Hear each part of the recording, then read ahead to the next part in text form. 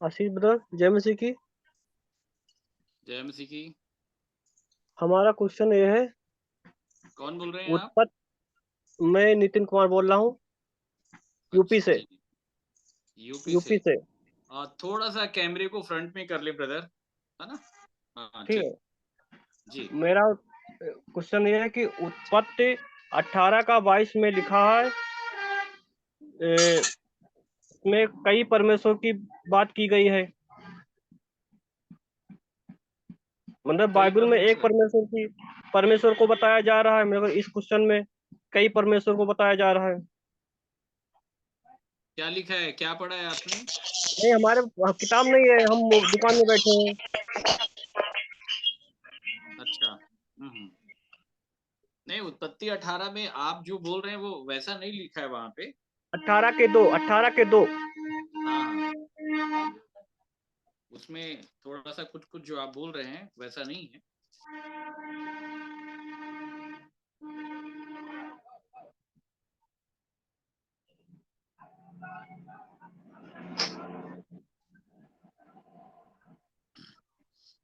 कहाँ की बात आप कर रहे हैं? उत्पत्ति 18 का 2। 18 के 2 में क्या लिखा हुआ है? तो इसहाक के जन्म की प्रतिज्ञा का वर्णन है वहां पे, उत्पत्ति 18:2 में। उत्पत्ति भूल गए, भी बता रहे हैं। बोलना क्या चाह रहे हैं, मतलब आप बताएं। मतलब बाइबल एक परमेश्वर की बात कर रही है। एक क्वेश्चन में लिखा है, उत्पत्ति 18 के 2 में लिखा हुआ है। इसमें लिखा है, और उसने आंख उठाकर दृष्टि की तो क्या देखा कि 3 पुरुष उसके सामने खड़े हैं। हम्म। और उसने उन्हें देखा, तब वह उनसे भेंट करने के लिए तंबू से के द्वार से दौड़ा और भूमि पर गिरकर दंडवत की और कहने लगा। हम्म। इसमें जो 3 पुरुष जो लिखे हुए हैं, इसका मतलब क्या हुआ? भाई, 3 पुरुष जो है वो परमेश्वर की ओर से भेजे हुए हैं, सदोम, मोरा। देखिए आगे आप पढ़। जी। थोड़ा सा डिस्टर्ब हो रहा है, एक मिनट।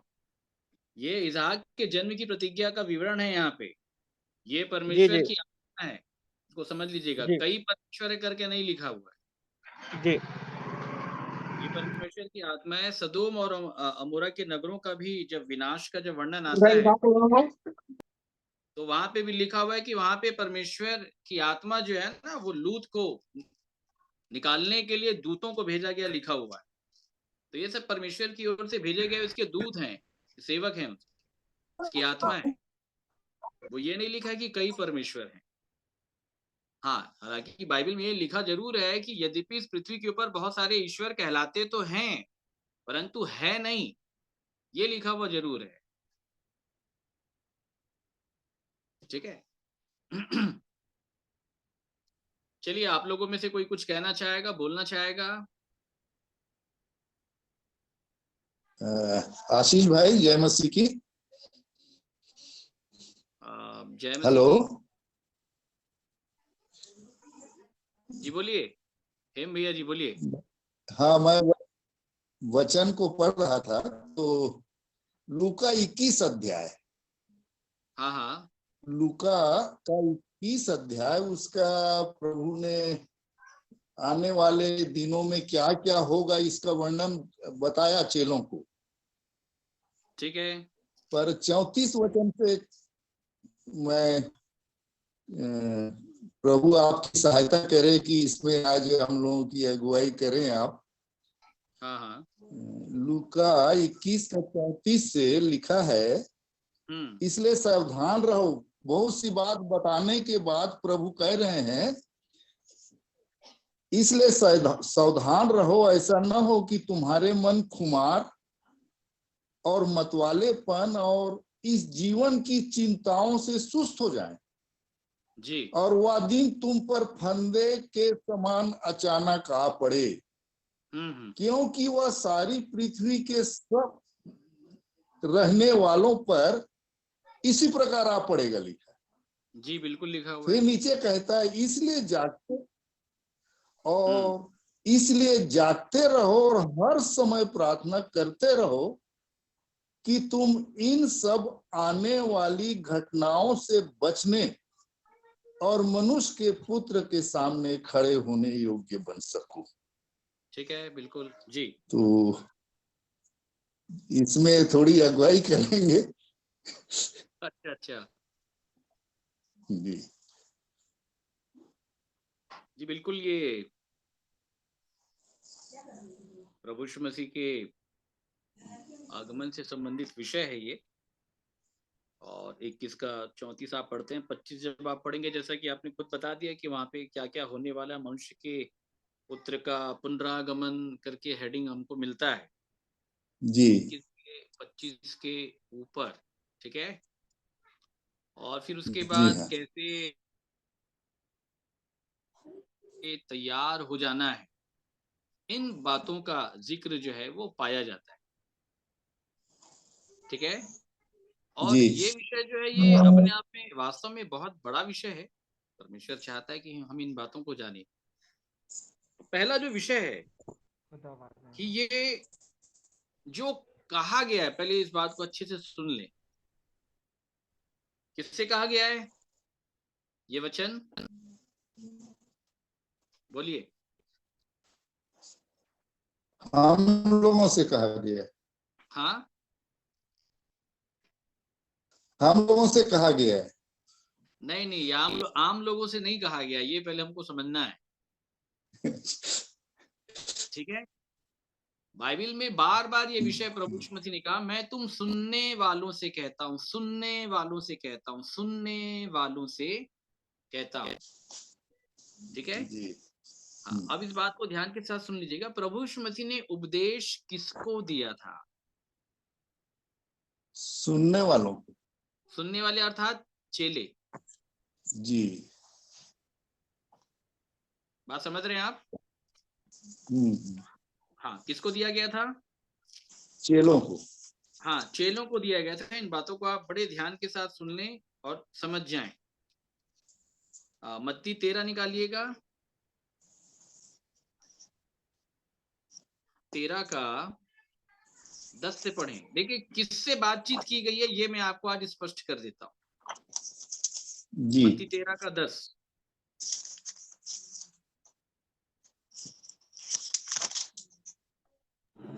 चेलों ने पास आकर उससे कहा, हम्म। तू लोगों से दृष्टांतों में क्यों बातें करता है? हाँ। उसने उत्तर दिया, तुमको स्वर्ग के राज्य के भेदों की समझ दी गई है, पर उनको नहीं। क्योंकि जिसके पास है उसे दिया जाएगा और उसके पास बहुत हो जाएगा, पर जिसके पास कुछ नहीं है उससे जो कुछ उसके पास है वह भी ले लिया जाएगा। वह भी ले लिया जाएगा, साफ लिखा हुआ है। क्या कह रहे हैं प्रभु यीशु मसीह यहाँ पे? बताइए क्या कहा जा रहा है? तुमको स्वर्ग राज के भेदों की समझ दी गई है, पर उनको नहीं। लूका में पढ़ेंगे तो लिखा है तुमको दिया गया, बाहर वालों को नहीं दिया गया। मतलब ये भीतर वालों की बात है। किसकी बात है? भीतर वालों। भीतर वालों की बात है। अच्छा, 13 का 16 पढ़िए। पर धन्य है तुम्हारी आंखें कि वे देखती हैं और तुम्हारे कान कि वे सुनते हैं, क्योंकि मैं तुमसे सच कहता हूं कि बहुत से भविष्यद्वक्ताओं ने और धर्मियों ने चाहा कि जो बातें तुम देखते हो देखें पर न देखी, और जो बातें तुम सुनते हो सुने पर न सुनी। पर नहीं सुन पाए। बात समझ रहे हैं आप? बहुत सारे लोग देखना चाहते हैं, सुनना चाहते हैं, समझना चाहते हैं, परंतु वो नहीं सुन पाए, वो नहीं समझ पाए, क्योंकि उनको स्वर्ग के राज्य के भेदों की समझ नहीं दी गई है। ध्यान के साथ समझिएगा। ठीक है। क्या नहीं दी गई है? समझ नहीं दी गई। हाँ, समझ नहीं दी गई है। ठीक है। समझ के बारे में बाइबल क्या बताती है? बताइए।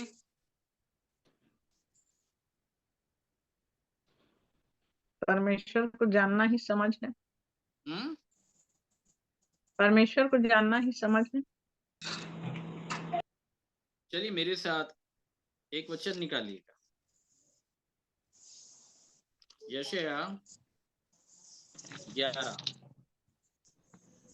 बड़े ध्यान के साथ सुनिएगा।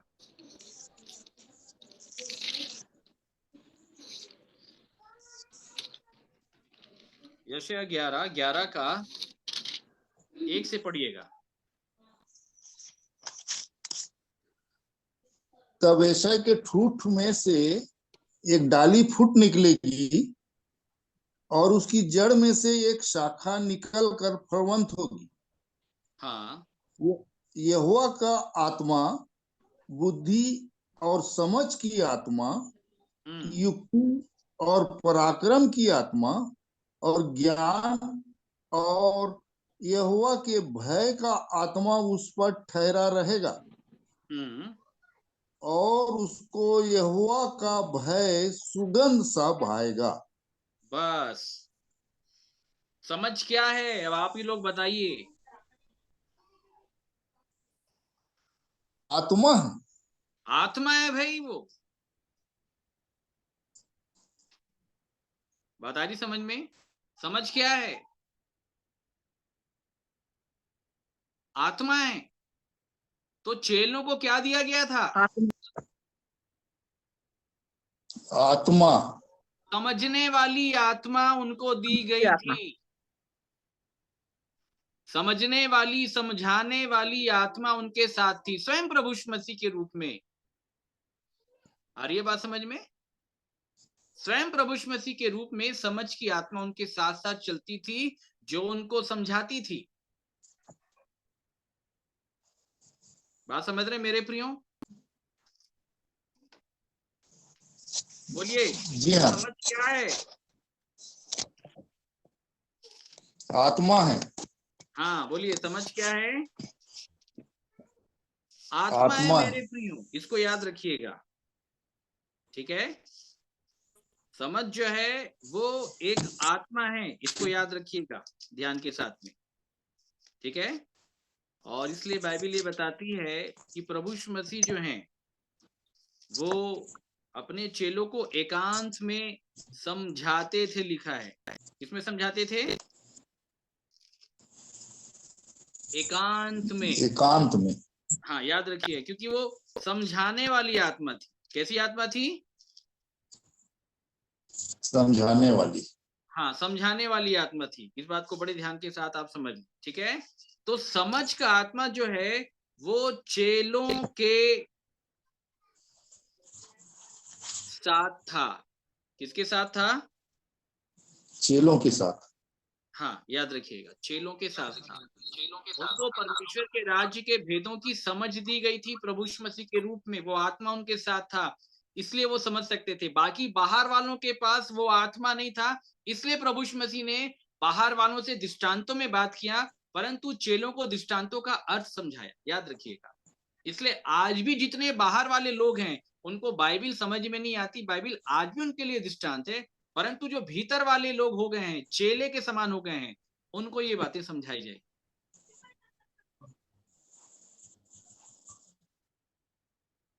बात समझ रहे हैं आप लोग?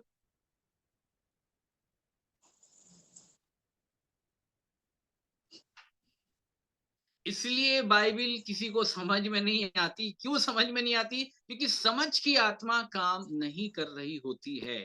इसको ध्यान के साथ समझिएगा। तो जो लोग समझ रहे थे, प्रभु यीशु मसीह ने उनको उपदेश दिया। ठीक है, चलिए अब मेरे साथ एक बहुत सुंदर वचन निकालिए, लय व्यवस्था 20वां अध्याय। समझ क्या काम करता है ये मैं आपको बता देता हूं। लय व्यवस्था 20वां अध्याय, उसका 22वां पद। तुम मेरी सब विधियों और मेरे सब तुम मेरी सब विधियों और मेरे सब नियमों को समझ के साथ मानना। किसके साथ मानना? जिससे यह समझ के साथ, हाँ याद रखिएगा, मतलब वो जो परमेश्वर की आत्मा, जो समझ की आत्मा है, वो जो बोलेगी उसके अनुसार मानना। अपनी बुद्धि अपनी समझ का सहारा मत लेना, अपनी आत्मा का सहारा मत लेना बाइबिल को समझने के लिए। बात समझ में आ रही मेरे प्रियो? जी हाँ, जी। ठीक है, व्यवस्था विवरण निकालिए, 6वां अध्याय,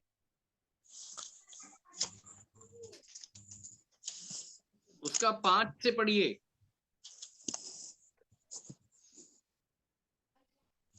तू अपने परमेश्वर यहोवा से अपने सारे मन, अपने सारे जीव और सारी शक्ति के साथ प्रेम रखना। और वे आज्ञाएं जो मैं आज तुझको सुनाता हूँ, वे तेरे मन में बनी रहें। हाँ, और तू उन्हें अपने बाल बच्चों को समझा कर सिखाया करना। कैसे सिखाना? समझा कर। समझाकर, मतलब आप जब किसी को भी कुछ बोल रहे हैं तो आपके और उस व्यक्ति के बीच में समझ की आत्मा खड़ी होनी चाहिए, उसी को कहते हैं समझाकर। आज लोग समझा नहीं पा रहे हैं ना एक दूसरे को। आज लोग एक दूसरे को समझा नहीं पा रहे हैं, संबंध बिखरे हुए हैं। ध्यान के साथ समझ लीजिएगा, लोग बाइबिल तो बोल रहे हैं, बहुत सारी चीजों को बोल रहे हैं, लेकिन जो बोल रहे हैं और जिसको बोल रहे हैं उनके बीच में समझ का आत्मा मध्यस्थता के रूप में खड़ा नहीं है। ठीक है, क्लियर है? जी जी जी। तो ये उपदेश, बाइबल में जितने भी उपदेश दिए गए हैं, याद रखिएगा, सबसे पहली बात कि ये जो उपदेश दिए गए हैं ये चेलों को दिए गए हैं। बोलिए, किसको दिए गए हैं? चेलों को। हाँ, चेलों को उपदेश दिए गए। ये लिखा हुआ है, निकालें, मत्ती 13 का 51 और 52 पढ़ें। बड़े ध्यान के साथ सुनिएगा।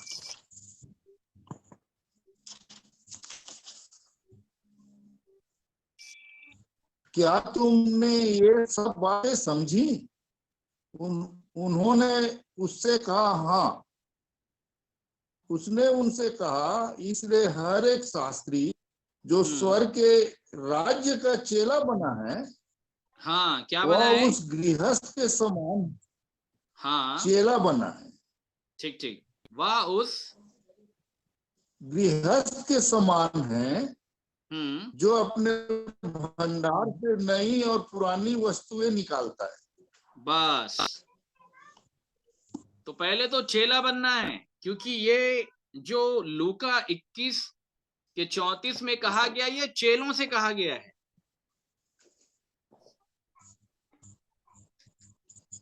देखिए, आप लोग सुन पा रहे हैं मेरी बात? किससे कहा गया है? जी हाँ, जी हाँ। हाँ, चेलों से कहा गया है, याद रखिएगा।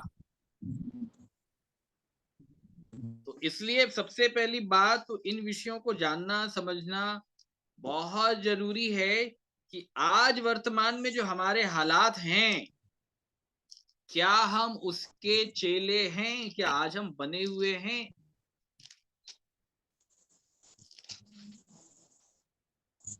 हम चेले बने हैं कि नहीं बने? बात समझ रहे हैं मेरे प्रियो? क्योंकि ये चेलों को कहा गया। निकाल लीजिए लूका 21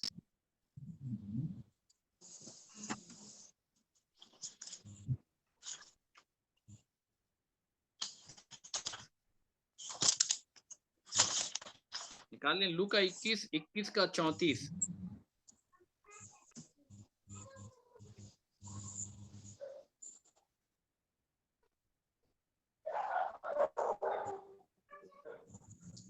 इसलिए सावधान रहो, ऐसा न हो कि तुम्हारे मन कुमार और मतवालेपन और इस जीवन की चिंताओं से सुस्त हो जाएं और वह दिन तुम पर फंदे के समान अचानक आ पड़े। और क्योंकि यह सारी पृथ्वी के सब रहने वालों पर इसी प्रकार आ पड़ेगा। ठीक है, इसलिए जागते रहो और हर समय प्रार्थना करते रहो कि तुम इन सब आने वाली घटनाओं से बचने और मनुष्य के पुत्र के सामने खड़े होने योग्य बनो। हाँ, खड़े होने के योग्य बनो।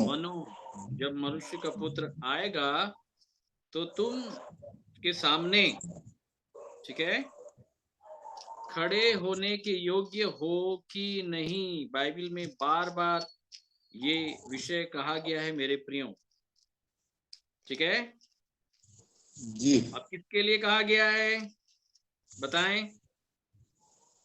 चेलों के लिए। हाँ, बिल्कुल सही बोल रहे हैं। किसके लिए कहा गया है? चेलों के लिए। हाँ, ये चेलों के लिए कहा गया है। इसको ध्यान के साथ हमको समझना है कि भाई चेलों के लिए कहा गया है, क्यों कहा गया है, किस लिए कहा गया है। इन बातों को हमको जानना और समझना बहुत जरूरी हो जाता है मेरे प्रियो, ठीक है ना। मतवालेपन और खुमार और जीवन की चिंताओं से कहीं ऐसा ना हो कि तुम सुस्त हो जाओ। इसी को जरा समझाइए ना आशीष भाई। कौन से वाले को? यही मन खुमार और मतवालापन को जरा। जी जी जी जी जी, ठीक ठीक ठीक। और इस जीवन की चिंताओं से कहीं सुस्त ना हो जाए। मतवालापन, बोलिए। मतवालापन। बाइबल में साफ लिखा हुआ है। जब आप रोमियो की किताब जब आप पढ़ेंगे, ठीक है, मैं एक बार देख लेता हूँ वो विषय और उसके बाद फिर मैं आपको बताता हूँ। दाखरस से मतवाले मत बनो, ठीक है। किससे? दाखरस से। हाँ, दाखरस से मतवाले मत बनो, इससे लुचपन होता है। बोलिए, क्या होता है? लुचपन होता है। हाँ हाँ, मतवालापन आने से क्या होगा? लुचपन होगा। लुचपन हो जाएगा, याद रखिएगा, ठीक है। इसलिए लिखा है, वरन ये परखो कि परमेश्वर हमसे क्या चाहता है, लेकिन दाखरस से मतवाले मत बनो, क्योंकि इससे लुचपन हो जाता है। बाइबल में ये बातें बार बार लिखी गई है मेरे प्रिय। तो वो किसके लिए लिखी गई है बताएं जल्दी। चेलों के लिए। हाँ, चेलों के लिए। चेलों के लिए लिखी गई है, परंतु क्यों लिखा जा रहा था? निकालिए इफिसियों 5, सुनिएगा ध्यान से।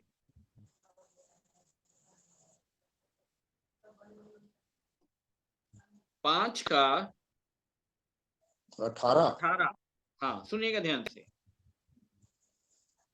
दाखरस से मतवाले ना बनो, क्योंकि इससे लुचपन होता है, पर आत्मा से परिपूर्ण होते जाओ। हाँ, पर आत्मा से क्या होते चले जाओ? परिपूर्ण होते जाओ। परिपूर्ण होते चले जाओ। तो दाखरस क्या है भाई? क्या है दाखरस? यहाँ पे प्रभु यीशु मसीह ने भी गलील के काना में पहला चमत्कार दाखरस बना के दिखाया। क्या बनाया था प्रभु यीशु मसीह ने? हाँ, दाखरस। दाखरस, ठीक है। और यहाँ पे कह रहा है कि दाखरस से मतवाले ना बनो, क्योंकि इससे लुचपन होता है। लुचपन होता है। तो दाखरस यहाँ पे किसको बताया गया है? बोलिए। हमारे शरीर के काम है। बिल्कुल सही बोल रहे हैं, शरीर के काम है। चलिए 5 का यहां से पढ़िए, 5 का 14 पढ़िए। इस काम कहता है, सोने वाले जाग और मुर्दों में से जी उठ, तो मसीह की ज्योति तुझ पर चमकेगी। सोने वाले जाग। देखिए, जो दाखरस पी लिया वो सो गया है। इसको ध्यान के साथ समझ लीजिएगा। जो दाखरस पी रहा है वो सो रहा है। क्या हो रहा है? सो रहा है। सो रहा है। मैं क्यों बोल रहा हूं? क्योंकि लिखा हुआ है। मेरे साथ एक वचन और निकालिएगा।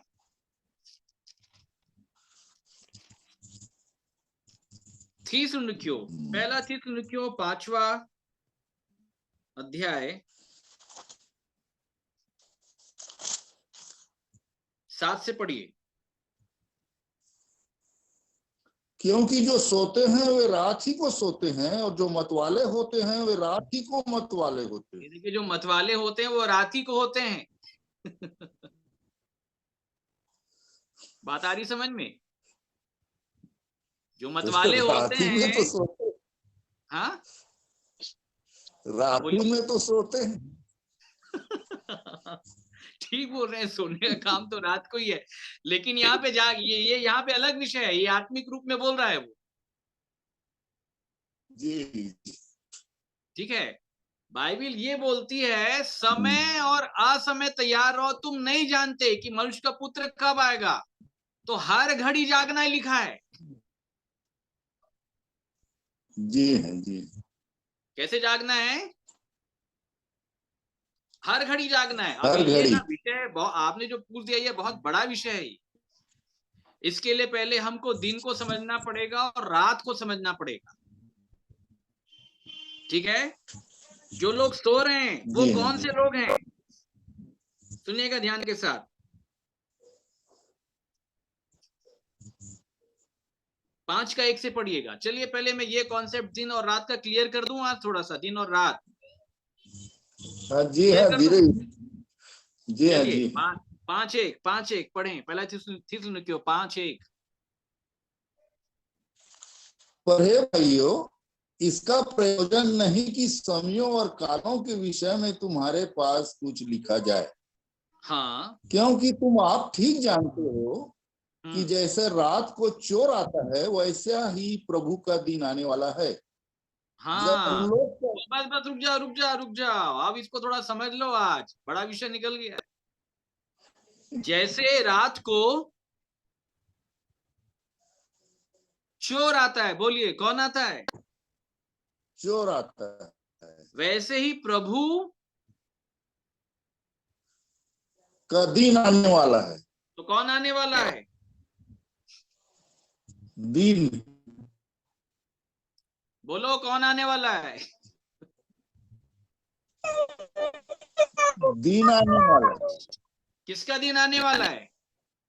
प्रभु का। हाँ, प्रभु का दिन आने वाला है। बात समझ गए आप? प्रभु नहीं आने वाला है, बोला प्रभु का दिन आने वाला है। प्रभु का दिन आने वाला है। सुनने बड़े ध्यान के साथ। ठीक है। तो प्रभु का दिन आने वाला है मतलब, चलिए पहले इसको कंप्लीट कर लेते हैं। मैंने बोला ना, विषय आपने इतना बड़ा निकलवा दिया है ना हिम भी आपने, कि अगर मैं इसको 10 दिन भी बोलूंगा तो खत्म नहीं होगा। इतनी सारी चीजें मैं देख पा रहा हूँ। मैं वही सोच रहा हूँ कि क्या क्या बातें मैं आपको समझाऊं कि आप लोग इस स्टोरेज में जाए। कुछ ऐसी बातें बताइए जिसमें हम लोग भी मनन कर सकें। बिल्कुल, बस मैं उतना ही क्लू दे बताऊंगा, उससे ज्यादा नहीं बोलूंगा। ठीक है। हाँ हाँ, चलिए 3 पढ़ें। ठीक है। जब लोग कहते होंगे कुशल है और कुछ भय नहीं, हाँ, उन पर एकाएक विनाश आ पड़ेगा। जिस जब लोग प्रकार बोलेंगे कुशल है, सब बढ़िया चल रहा है भैया, खान पान रहन सहन पृथ्वी का वातावरण एकदम अच्छा चल रहा है। अच्छा, हम बिलासपुर गए थे तो एक बहन हमसे पूछ रही थी इन विषयों को लेकर के, कि भैया जब प्रभु का आगमन होगा तो बहुत सारी चीजें लिखी गई है, तो समय एकदम कैसा होगा भैया, कितना विकट परिस्थिति होगी जब प्रभु यीशु मसीह का आगमन होगा, और एकदम हर जगह ये होगा वो होगा, ऐसा होगा वैसा होगा। बहुत सारी चीजें वो पूछ रही। मैं बोला कुछ नहीं होगा ऐसा, क्योंकि लिखा है चोर की नहीं आएगा। बोलिए कैसे आएगा वो?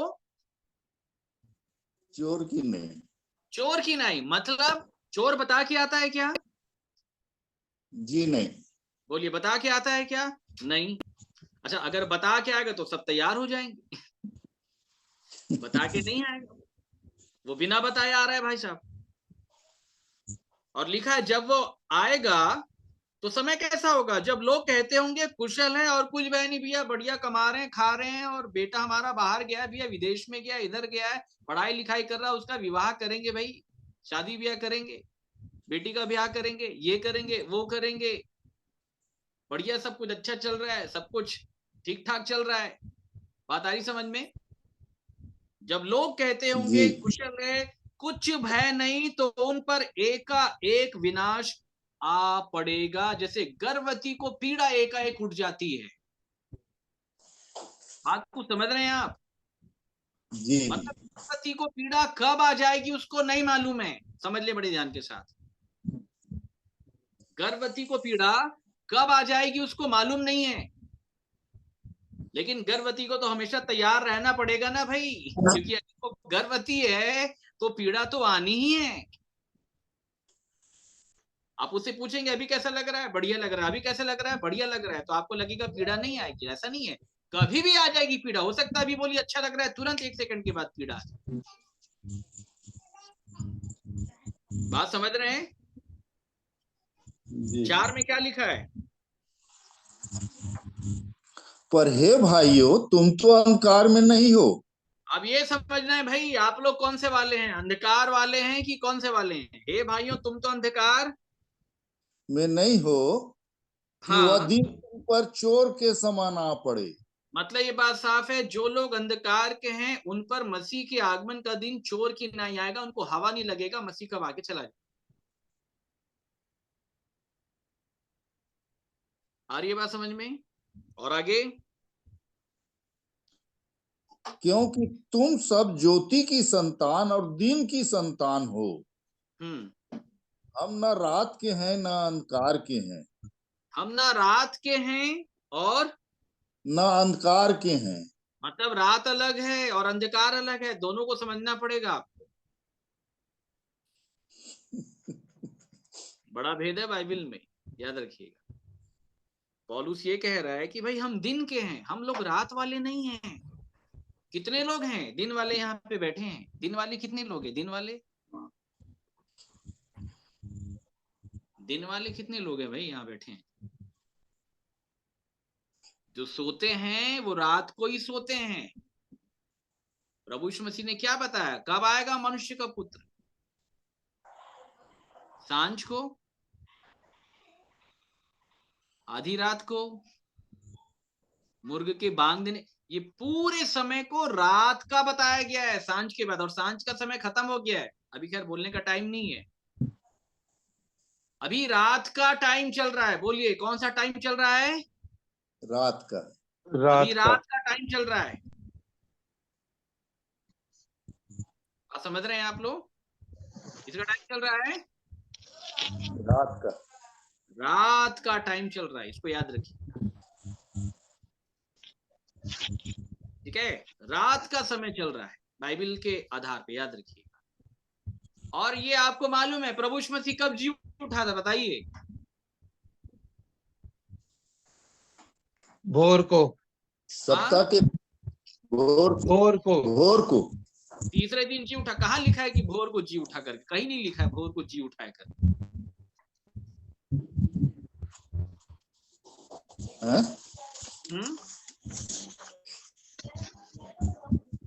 हाँ, ये सही बात, आप सही कह रहे हैं। पढ़ लीजिए एक बार क्या लिखा हुआ है।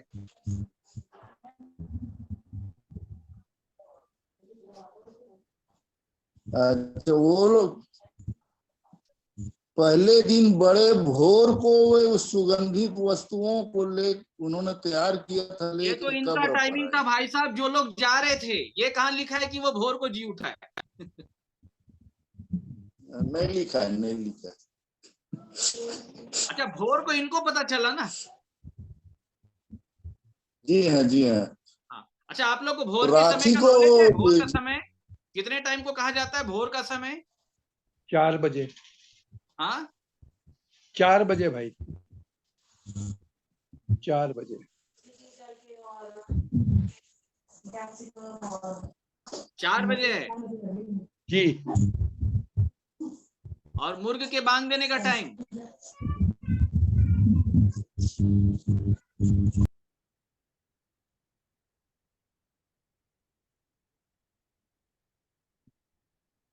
चलिए बताइए, पहले भोर का समय है कि मुर्ग के बांग देने का समय है?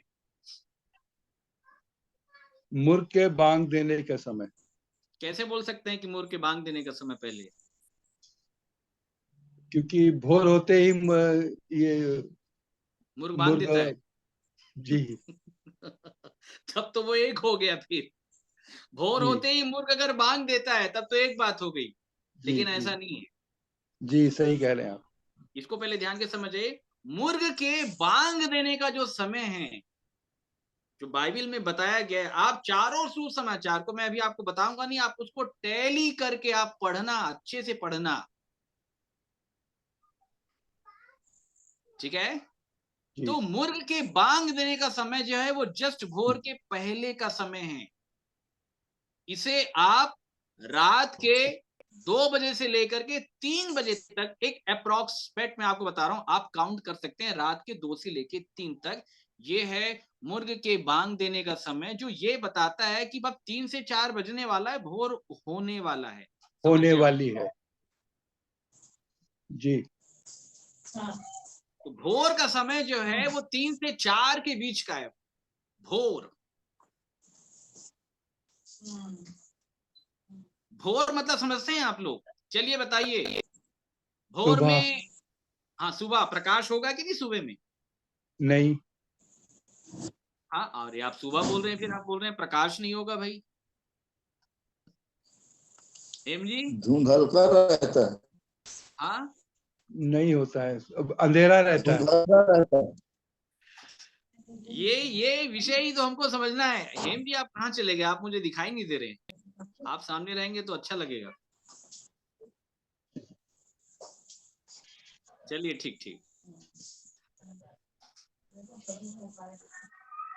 परमेश्वर का जो वचन है वो बहुत अद्भुत रहस्यों से भरा हुआ है मेरे प्रियो, ठीक है?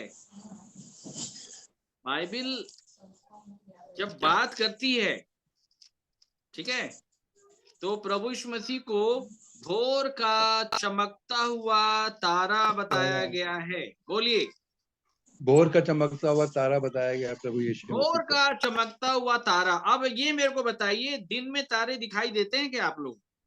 जी नहीं। नहीं दिखाई देते भाई। मतलब इसका मतलब ये बात साफ है कि जो एक्चुअल जो भोर का समय है, सुन ले बड़े ध्यान के साथ में, उसमें भी अंधकार होगा, तभी तो तारा चमकेगा। ज्योति अंधकार में चमकती लिखा है, तारे भी किस में चमकते हैं? अंधकार में। अभी अंधकार है, अभी आप बाहर जाकर के देखें, आपको तारा दिखाई देगा। ध्यान के साथ समझिए। लेकिन मैं आपको बताना चाहता हूं कि अभी जो अंधकार है और रात के 12-2 बजे का जो अंधकार है, ध्यान के साथ समझिएगा, और जी 3 से 4 बजे का जो अंधकार है वो बहुत डीप डार्कनेस होता है, बहुत गाढ़ा अंधकार होता है। उसमें तारे बहुत अच्छे से शाइन करते हैं क्योंकि उसका बैकग्राउंड ब्लैक होता है। इसलिए बताया गया भोर का चमकता हुआ तारा। तारा, ठीक है? आप सुसमाचार का अध्ययन करेंगे तो मुर्ग ने बांग दी, जब मुर्ग ने बांग दिया तो बांग देने के बाद में पतरस को बात स्मरण आया। फिर मुर्ग के बांग देने के बाद अगला जो समय फिर लिखा है कि वो बड़ी भोर को प्रभु यीशु मसीह को फिर महायाजक के पास आंगन में लेकर के गए, पिलातुस के सामने लेके जाने के लिए, महायाजक के पास लेके जाने के लिए बड़ी भोर को लेकर के गए, लिखा है। तो भोर से पहले मुर्ग के बांग देने का समय। बात समझ रहे हैं आप? तो प्रभु यीशु मसीह बड़ी भोर को भी जी नहीं उठा था। ये लोग गए भोर के टाइम में, मतलब इनके आने से पहले वो जी उठा है। मतलब जो प्रभु यीशु मसीह के जी उठने का समय है वो प्रकाश का नहीं है, वो अंधकार में जी उठा है। इसको ध्यान के साथ समझना है। आपके लिए तो ऐसा है, जब जागो तब सवेरा। ठीक है। बात समझ पा रहे हैं मेरे प्रियो? हमारे लिए तो ऐसा है कि जब जागो तब सवेरा। सुबेरे अगर 12 बजे सो के उठे तो जो 12 बजे सो के उठा तब वो बोलता है अरे सुबह हो गया। अरे भैया सुबह नहीं, दोपहर हो गया भाई साहब।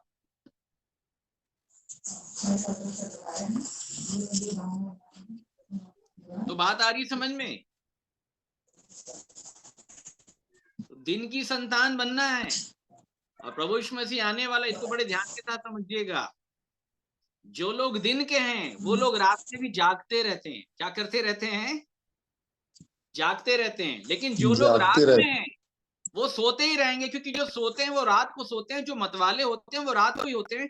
इसलिए 10 कुमारियों का दृष्टांत दिया गया, जिसमें प्रभु यीशु मसीह ने बताया कि जब दूल्हे के आने में देरी हुई तो ये सब के सब ऊँघने लग गई, सब के सब सो गई। फिर लिखा है आधी रात को धूप मची, लिखा है।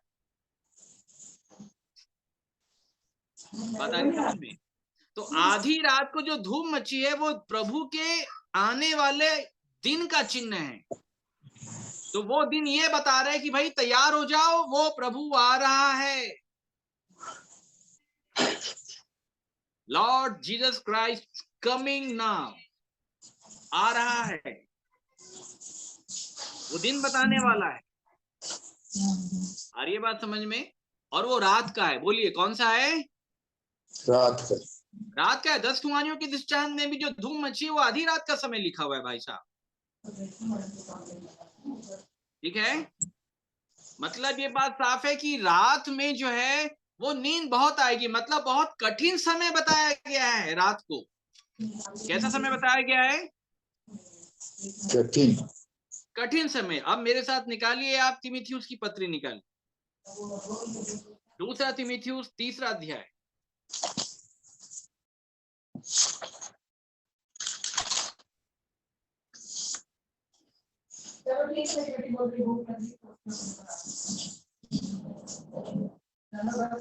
पढ़ लें 2 तीमुथियुस 3 अध्याय, पहला वचन से पढ़ें। पर यह स्मरण रख कि अंतिम दिनों में कठिन समय आएंगे, क्योंकि मनुष्य अंतिम दिनों में कैसे समय आएंगे?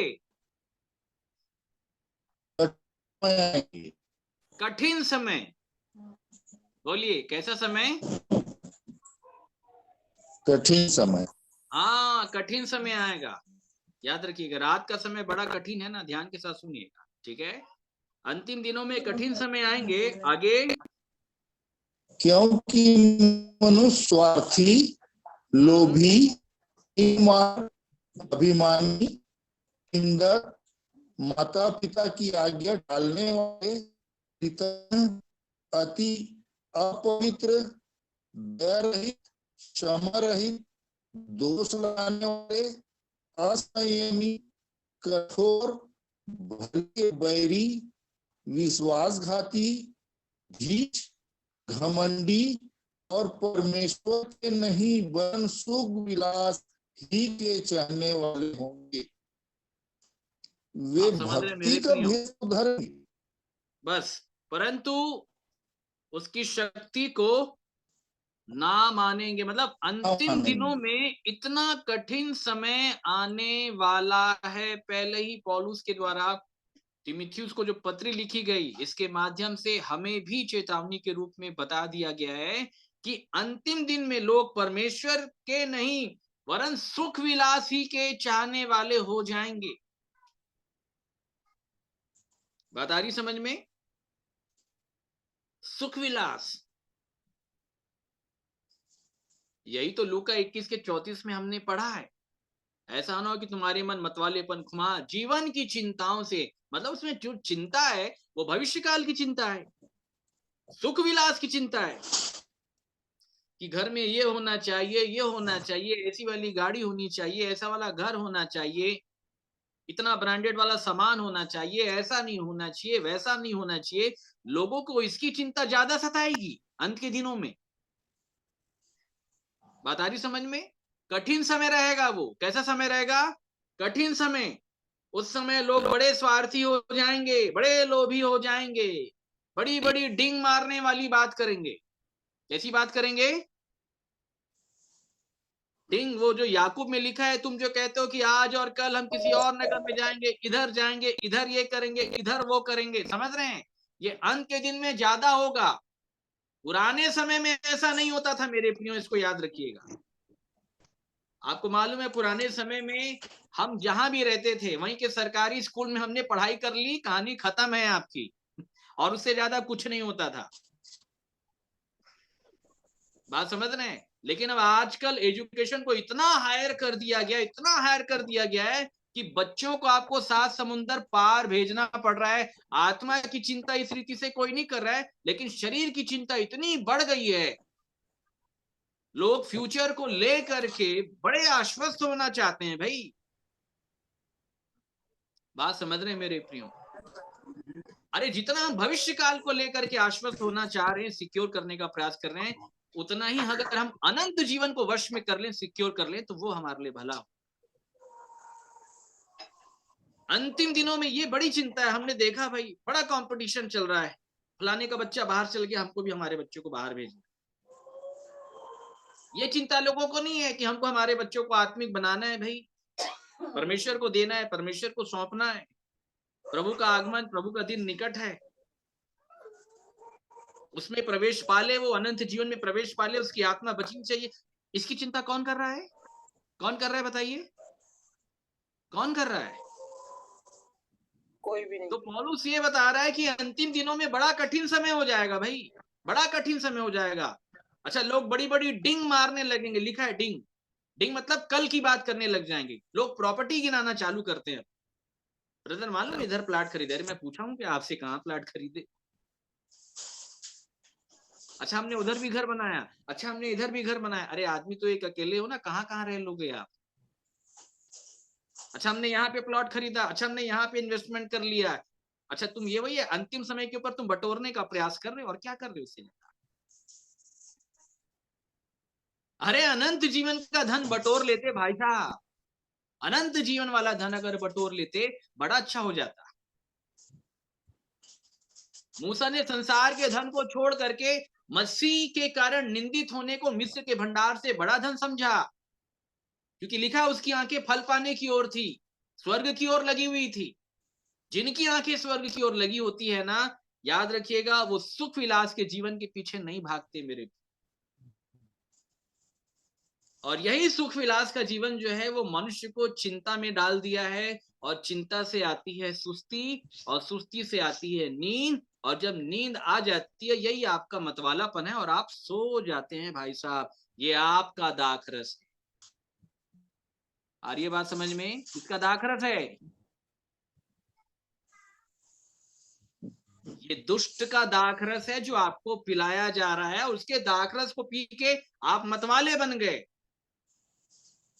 आ रही बात समझने? मतलब उसके विचार में आप प्रबल हो जाते हैं। लोग उसके दाखरस को पी करके झूम रहे हैं आज। मतलब शारीरिक जीवन बिताने वाला व्यक्ति शारीरिक जीवन बिताने में लगा हुआ है, क्योंकि उसका दाखरस पिया है। अच्छा, परमेश्वर का दाखरस जो पिएगा वो परमेश्वर के लिए जिएगा। बात आ रही समझ में? आप लोग समझ रहे हैं नहीं समझ रहे मेरी बात? जो परमेश्वर का दाखरस पिएगा वो परमेश्वर की इच्छा का मत का मानने वाला हो जाएगा, क्योंकि इफिसियों में लिखा है कि परमेश्वर अपनी इच्छा के मत के अनुसार काम करता है। लेकिन अपन दाखरस पी रहे हैं संसार वाला। कौन सा वाला? वो व्यभिचारिणी जो संसार के ऊपर बैठी हुई है ना, वो सब पिला रही है संसार वाला। भैया आवाज नहीं आ रही आपकी। बात आ रही ना समझ में? और इसलिए ये दाखरस नहीं पीना है। आ रही समझ में? और अंतिम दिनों में ये दाखरस, ध्यान के साथ सुनिएगा मेरे प्रिय, अंतिम दिनों में ये दाखरस इतना खतरनाक हो जाएगा कि मनुष्य को पूरे संसार की विचारधारा में डाल देगा। इसको वैश्य बताया गया, इसको व्यभिचारिणी बताया गया। लिखा है कि वो दाखरस के द्वारा बहुत लोगों को अपना शिकार कर लेगी, व्यभिचार में डाल लेगी। दाखरस क्या है? व्यभिचार क्या है? दुष्ट जो है विश्वासियों को संसार की वस्तुओं से प्रेम करना सिखा देगा। हे व्यभिचारिणी, क्या तुम ये नहीं जानते संसार से प्रेम करना परमेश्वर से बैर रखने के बराबर है? आप समझ रहे हैं मेरे प्रियो? आज लोग रोटी कपड़ा मकान के लिए सब कुछ करने के लिए तैयार हैं। तैयार हैं कि नहीं? सब कुछ करने के लिए तैयार है। रोटी कपड़ा मकान, लग्जरी लाइफ। इन फ्यूचर में मेरे पास ये होना चाहिए, ये होना चाहिए, ये होना चाहिए। इसी में हम खत्म हो गए। जबकि बाइबल ये बोलती है कि अपने परदेसी होने का समय भय से बिता लो भाई। अगर अपने आप को परदेसी मानते हो तो पृथ्वी के ऊपर ज्यादा इकट्ठा करने का प्रयास मत करो इकट्ठा, क्योंकि तुम यहाँ के प्राणी नहीं हो। रिचर्ड भाई कहाँ रहते हैं आप? Vancouver, Canada, Vancouver. हाँ हाँ ठीक, कनाडा में। वैसे बेसिकली आप कहाँ से हैं? न्यू दिल्ली। भाई दिल्ली से हैं, लेकिन वो भी कनाडा में गए हुए हैं, वहां जॉब कर रहे हैं शायद आप। पढ़ाई। अच्छा ठीक, आप पढ़ाई कर रहे हैं। आप वहां पढ़ाई करने के लिए गए, वहां प्रॉपर्टी बना लिए क्या आप? 2-4-5 नहीं। एकड़ जमीन खरीद लिए क्या आप? खरीदोगे क्या? नहीं खरीदोगे, क्योंकि सम टाइम्स के लिए गए हुए हैं वो। बात आ रही समझ में? ठीक उसी प्रकार पृथ्वी के ऊपर मनुष्य जो आया वो सम टाइम्स के लिए आया है, कुछ समय के लिए आया है। तब जाना बेटा। बात आ रही समझ में? अरे भाई साहब इनको म्यूट कर दो आप, जो भी हैं आप इनको म्यूट। करेंगे।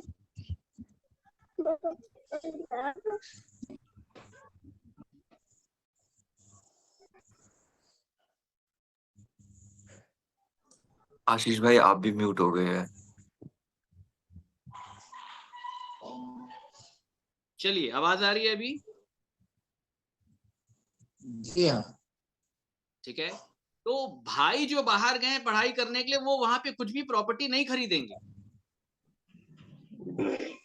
समझ रहे हैं आप? क्योंकि सम टाइम्स के लिए गए हुए, वो कुछ समय के लिए गए हुए, उसके बाद वापस उनको दिल्ली आ जाना है। ठीक उसी प्रकार जो विश्वासी होता है, जब वो विश्वास में आ जाता है, परमेश्वर के पीछे चलता है, तो उसको मालूम है हमारा स्वदेश स्वर्ग है, पृथ्वी नहीं है। मैं सम टाइम्स के लिए हूं, मैं यहाँ परदेसी हूं। बोलो क्या हूं?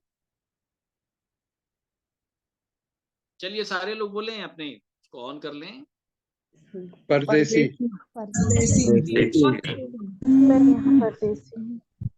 यात्री। यात्री। कितने लोग यात्री हैं? आप लोग हैं यात्री, यात्रा कर रहे हैं? हाँ मैं यात्री हूँ। यात्रा कर रहे हैं। जी भैया। सारे लोग ऑन रखना आप, ठीक है ना? पूछेंगे, सब लोग पूछेंगे।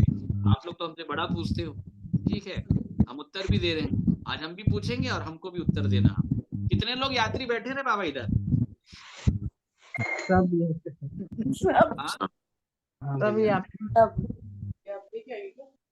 सब यात्री हैं? जी भैया। क्या बात है, सब यात्री। मतलब हम तो बड़े सफल हो गए लग रहा है, सब यात्री बैठे हैं। अच्छा क्वीनी मैन, आप भी यात्री हो? तो थोड़ा ये बता भी दो कि कहाँ तक आपकी गाड़ी पहुंची है, ये भी बता दो मेरे को आप। कहाँ तक पहुंची कैसे बताऊं भैया? तो देखो उनको मालूम ही नहीं गाड़ी कहाँ चल रही है। अच्छा इधर Redmi Note 9 Pro Max भैया। आपकी जगह नाम नहीं लिखा है, मोबाइल नंबर से ही बुलाना पड़ेगा हमको। यात्री हैं आप भी?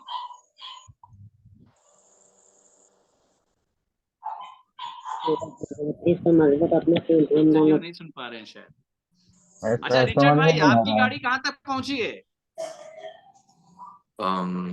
अभी आई थिंक और दूर जाने की जरूरत है। ज्यादा दूर नहीं पहुंची। नहीं कहाँ, वही तो पूछ रहे हैं मैं, यही तो गड़बड़ी है। इधर हेम जी, अपनी गाड़ी कहाँ तक पहुंची है? युद्ध चल रहा है जी। कनान में पहुंच के युद्ध चल रहा है।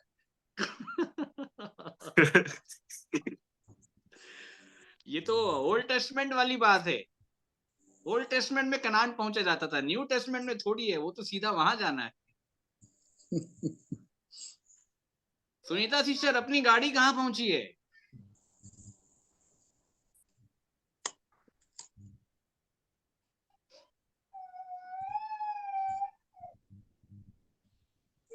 गाड़ी कहाँ पहुंची है अपनी?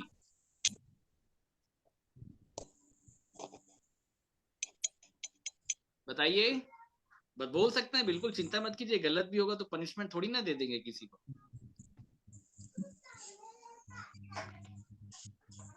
कहाँ पहुंची अपनी गाड़ी?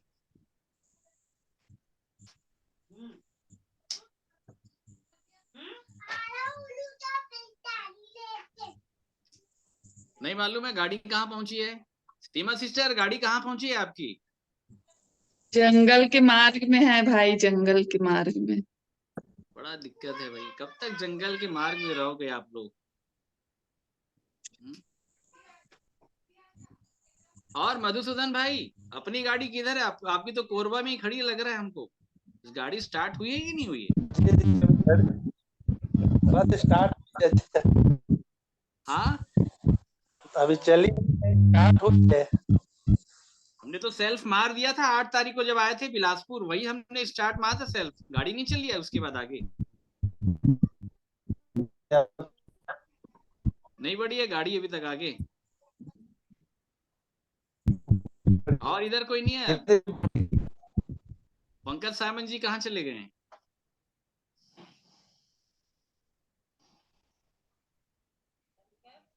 बात कुछ आ रही है समझ में मेरे प्रियो? यात्री अपने आप में बाइबल में बहुत बड़ा शब्द है। यात्री मतलब मैं आपको बता देता हूं, चलते जाना है। क्या करते जाना है?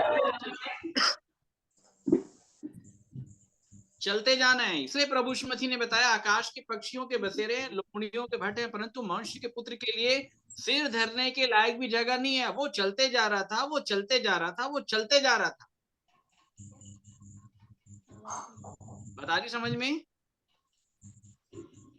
यात्री बताया गया, यात्री। यात्री मतलब बहुत बड़ा विषय है। मेरे साथ निकालिएगा उत्पत्ति की किताब, उसका 12वां अध्याय, 12 का 1।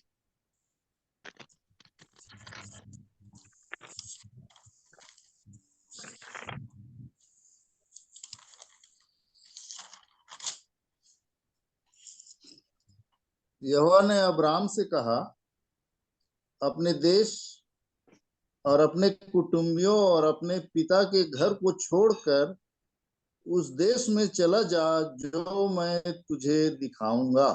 खाया नहीं हूं, दिखाऊंगा। तू पहले लेकिन निकल यहां से, इसको छोड़ पहले। तो यहाँ भी अब्राहम की यात्रा आरंभ हो रही है ना? हो रही है कि नहीं हो रही है? जी हाँ, जी हाँ, हो रही है ना। अब्राहम कहाँ जाने के लिए निकल रहा है? जिस जगह को प्रभु दिखाएगा। हाँ, कनान जाने के लिए यात्रा। ठीक है ना? कहाँ जाना चाह रहा है? कनान। ध्यान के साथ समझिएगा, ठीक है? अच्छा, अब्राहम से पहले, मैं पिछले बार बताया था, अब्राहम से पहले कोई गया है क्या कनान?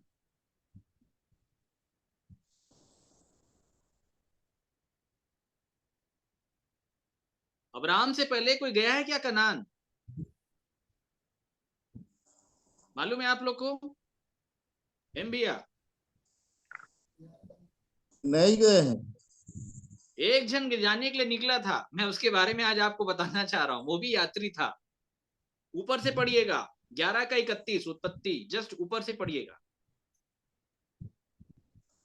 तेरा अपने पुत्र अब्राम और अपने पोते लूत जो हारान का पुत्र था, और अपनी बहू सारै जो उसके पुत्र अब्राम की पत्नी थी, इन सबों को लेकर कसदियों के उर नगर से निकल कनान देश जाने को चला। हाँ बोलिए, पर कहाँ हारान जाने के लिए नामक चला देश था में, वो?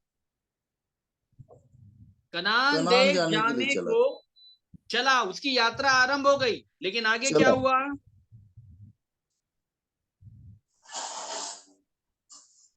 वो पर बीच में बस हारान गया। नामक देश में पहुंचकर वहीं रहने लगा। और हरान देश में ही मर गया, लिखा है वहीं रहते हुए। हाँ जी हाँ, परंतु जाने के लिए कहाँ निकला था वो? कनान। बोलिए, कहाँ जाने के लिए निकला था? कनान। यात्रा आरंभ तो किया, ध्यान के साथ सुनिएगा, लेकिन कनान नहीं पहुंच पाया, हारान में रुक गया। बात आ रही समझ में? कहाँ रुक गया? हारान। हारान में। तो हेम जी वो हरान में क्यों रुका था? क्या कारण था हरान में रुकने का? रहने लग गया वहां। क्यों रहने लग गया, वही तो पूछ रहे हैं आपसे। नहीं, उसकी नजर में वो लैंड अच्छा था। नहीं, यहां से पढ़िएगा 5, 12 का 5 पढ़िएगा उत्पत्ति। इस प्रकार अब्राहम अपनी पत्नी सारे और अपने भतीजे लूत को और जो धन उन्होंने इकट्ठा किया था और जो प्राणी उन्होंने हरान में प्राप्त किए थे हरान में क्या सबको हो गया था? लेकर, उनको क्या मिल गया था? धन मिल गया था। हाँ, याद रखिएगा, धन इकट्ठा कर लिए तो बोले अब यहीं रहते हैं अपन। इसलिए बाइबिल बोलती है धन इकट्ठा नहीं करना। जो इकट्ठा कर रहे हैं उनकी यात्रा यहीं रुक गई है, नहीं चल रही है किसी की यात्रा। गलतफहमी में रहने की आवश्यकता नहीं है।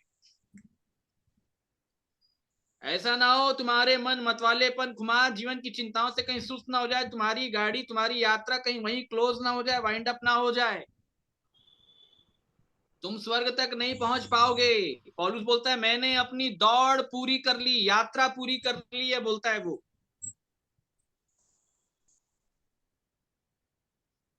अरे अब्राहम के पिताजी को हरान में रोक दिया गया, कनान जाने के लिए निकला था। किसने रोक दिया? प्रॉपर्टी ने। बोलिए, इधर देखिएगा सारे लोग, किसने रोक दिया? संसार के धन ने। हाँ, सब लोग अपने ऑडियो को ऑन कर लें। इसलिए अपनी अपनी प्रॉपर्टी से बच के रहना। बात आ रही समझ में? बात आ रही है कि नहीं समझ में? प्रॉपर्टी से बच के रहना, पैसे से बच के रहना, खत्म कर डालेगा ये, और कर ही रहा है सबको। प्रभु यीशु मसीह ने कहा कि तुम परमेश्वर और धन दोनों की सेवा नहीं कर सकते, तो लोग आज धन की सेवा ज्यादा कर रहे हैं। बात आ रही समझ में? इसलिए प्रभु यीशु मसीह ने कहा पृथ्वी के ऊपर धन इकट्ठा नहीं करना। चेलों को मना कर दिया, अगर तुम धन इकट्ठा किए तो ये तुमको पकड़ लेगा। बोलो क्या कर लेगा? पकड़ लेगा।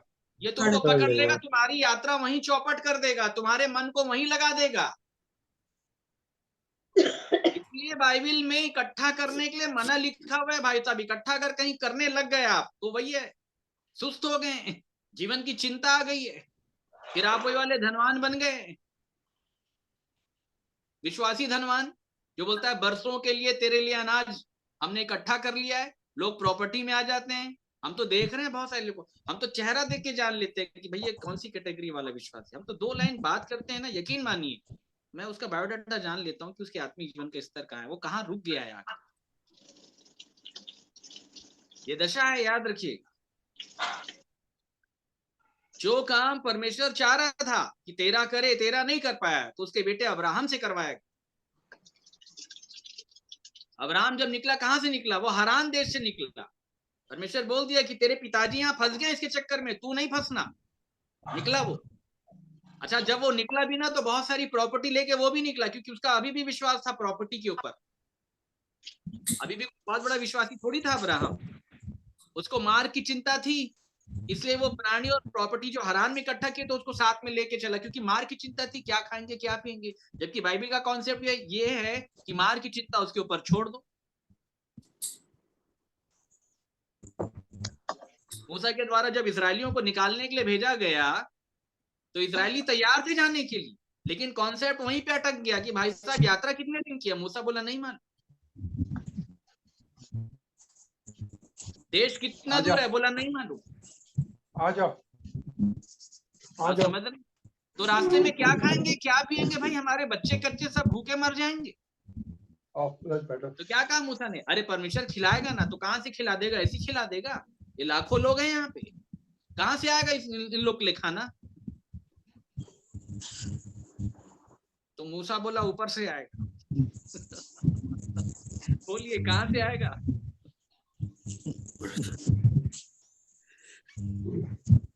क्यों रिचर्ड भाई, करोगे विश्वास? ऊपर से आएगा बोलूंगा खाना तो। जी, प्रयास तो बिल्कुल करूंगा। कल से हमारा सरमन सुनना बंद कर दोगे आप। लेकिन ये बात सच है, खाना तो ऊपर से ही आएगा भाई साहब। जब परमेश्वर ने मन्ना बरसाया ना, ठीक है, तो इजरायली पहली बार देख रहे थे परमेश्वर की ओर से वैसा प्रबंध, तो पूछ रहे थे कि ये क्या है। मन्ना मतलब समझते हैं आप लोग? मन्ना का क्या अर्थ है? स्वर्गीय खाना। मन्ना का अर्थ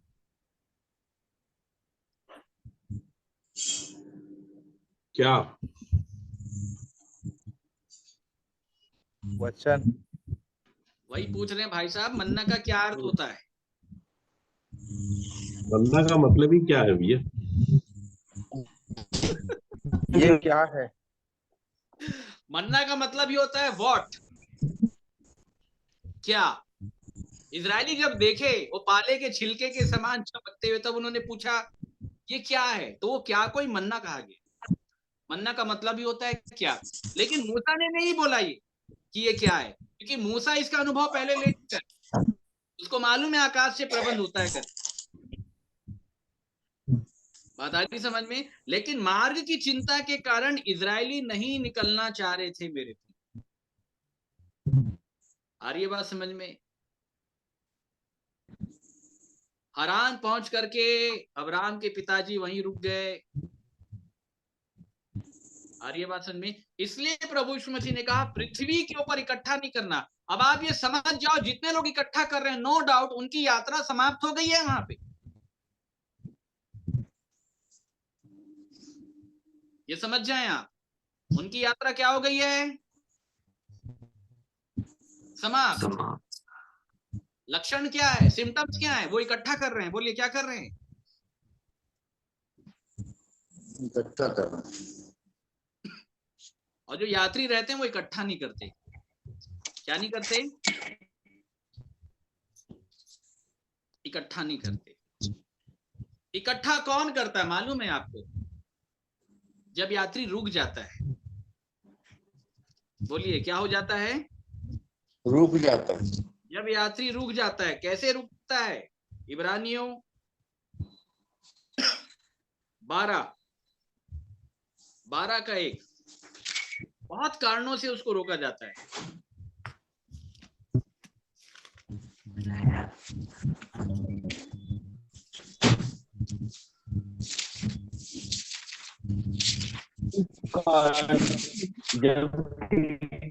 गवाहों का ऐसा बड़ा बादल इस कारण हमको गवाहों का ऐसा बड़ा बादल हमको घेरे हुए है, तो हर जी आप मत पढ़िएगा, आपकी वॉइस ना क्रैक हो रही है, आप मत पढ़िएगा। रिचर्ड भाई अच्छा 1 मिनट रुक जाइएगा। पंकज भाई आप पढ़ें, आपकी वॉइस सही नहीं आ रही आप लोग की। पंकज भाई पढ़ें इब्रानियों 12:1। गवाहों का ऐसा बड़ा बादल हमको घेरे हुए है, तो आओ हर एक रोकने वाली वस्तु और उलझाने वाले पाप को दूर करके वह दौड़ जिसमें हमें दौड़ना है, धीरज से दौड़े। हाँ, कैसी वस्तु? रोकने वाली वस्तु, मतलब यात्रा रोक देगी वो वस्तु। क्या कर देगी? यात्रा रोक देगी। यात्रा रोक देगी। आ रही है बात समझ में? अच्छा अब यहाँ पे यात्री कैसा है? बोलिए इब्रानियों वाला यात्री कैसा है? कितने प्रकार के यात्री होते हैं?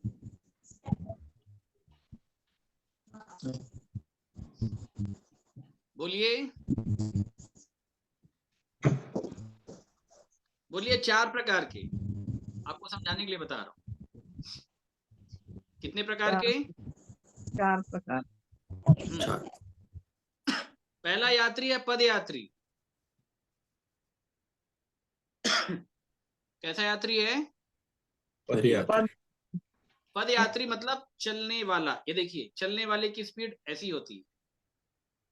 दूसरा जो यात्री है वो थोड़ा तेज चलने वाला यात्री है, पद यात्री। वो कैसे चलता है? ठीक है। अब एक दूसरा यात्री है, वो है दौड़ने वाला। कैसा यात्री है? दौड़ने वाला। चौथा यात्री है तेज दौड़ने वाला।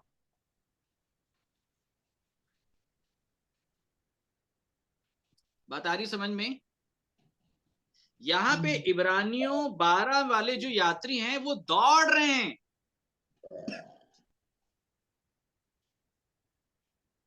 बोलिए क्या कर रहे हैं?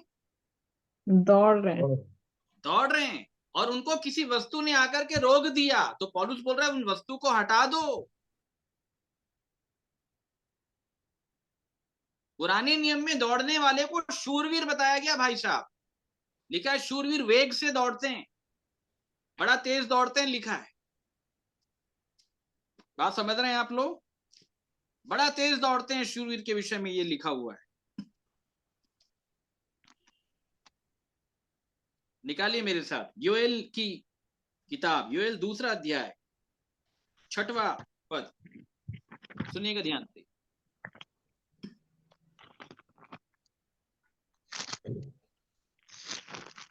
उसके सामने जाति जाति के लोग पीड़ित होते हैं और सबके मुख मलिन होते हैं।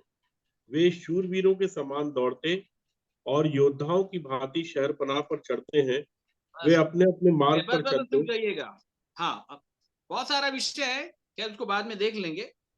ठीक है, वो धक्का नहीं मारते, अपनी राह पर चलते हैं और एक पांति बांध करके जब वो दूसरे लोग से जब फाइट करने लग जाते हैं, जब तो भी उनकी पांति टूटती नहीं है। इतने सिस्टमेटिक तरीके से वो फाइट करते हैं, धक्का नहीं लगाते भाई साहब। यहाँ पे तो साहब एक पास्टर दूसरे पास्टर को धक्का लगाए पड़ा है, सब लगाए पड़े हैं, सब धक्का लगाते हैं, इसलिए अलग हो जाते हैं ना। धक्का लगाने वालों की पहचान ये है कि टूट जाते हैं, अलग हो जाते हैं, बिखर जाते हैं, फिर वहां से अपनी मिनिस्ट्री चालू हो जाती है।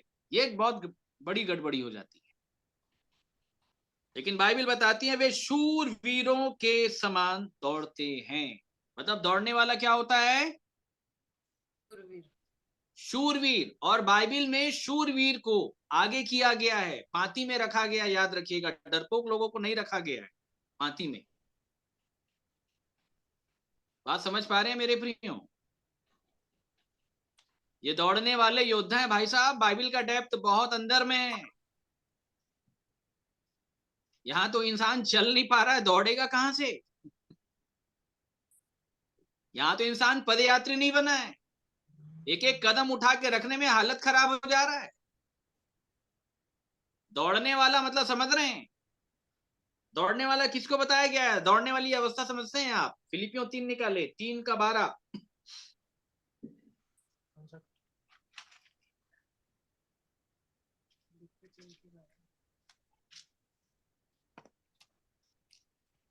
यह मतलब नहीं कि मैं नहीं 14 से पढ़े। निशानी की ओर दौड़ा चला जाता हूँ ताकि वह नाम पाऊं जिसके लिए परमेश्वर ने मुझे मसीह यीशु में ऊपर बुलाया है। ऊपर बुलाया है, बताइए। यात्री मतलब ऊपर दौड़ने वाला। ऊपर कैसे दौड़ोगे बताओ? ऊपर तो कोई था ही नहीं है, बेस ही नहीं है, पैर कहां रखोगे भाई साहब? कैसे दौड़ोगे? ऊपर बुलाया है, पौलुस बोलता है। आगे, हम में से जितने सिद्ध हैं यही विचार रखें, और यदि किसी बात में दौड़ने वाले को सिद्ध मनुष्य बोलते हैं। परफेक्शन। बता रही समझ में?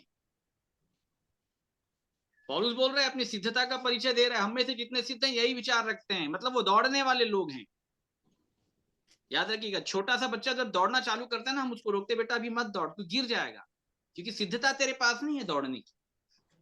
लेकिन जब बच्चा अच्छे से चलना सीख जाता है, तब फिर वहां से वो दौड़ना कैसे कैसे किया जाता है वो सीखना आरंभ करेगा। जिनका चलने का स्टेप ही पूरा नहीं हुआ है, वो दौड़ेंगे कहां से भाई साहब? वो दौड़ ही नहीं सकते।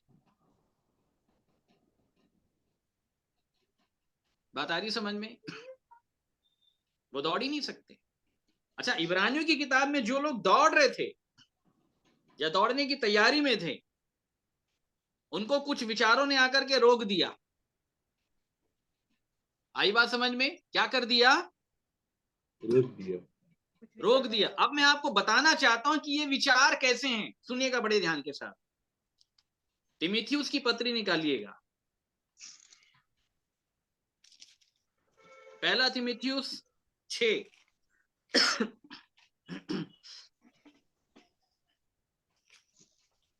6:11। पर हे बड़े ध्यान के साथ परमेश्वर के सुनिए। जन, पर हे परमेश्वर के जन, तू इन बातों से भाग हाँ। और धर्म, भक्ति, विश्वास, प्रेम, धीरज और नम्रता का पीछा कर। बस रुक जाइएगा, बस रुक जाइएगा पंकज भाई, बस रुक जाइए। अच्छा, अब आप ये ग्रुप के लोग बताइए, ये लाइन जब आप पढ़ते हैं कि हे परमेश्वर के जन, तू इन बातों से भाग और इसका पीछा कर, तो आपको क्या समझ में आता है? इससे भागना और पीछा करने के मतलब में क्या समझ में आता है?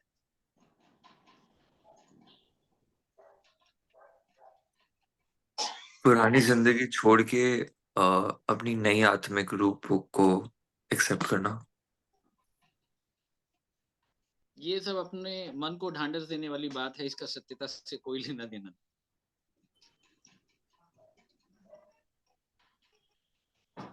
चलिए आप लोग बताएं, इन बातों से भाग और पीछा कर, भाग और पीछा कर।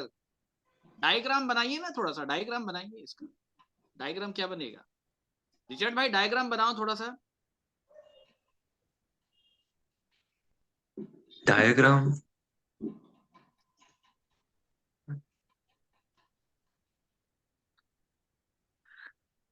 हेम भाई, हेम भैया, समझ पा रहे हैं आप?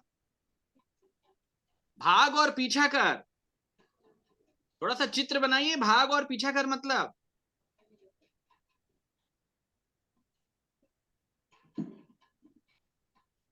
चित्र क्या बन रहा है? जब ये लाइन, 2 लाइन में आपको बोल रहा हूं, परमेश्वर के जन तू इन बातों से भाग और इसका पीछा कर लिखा है।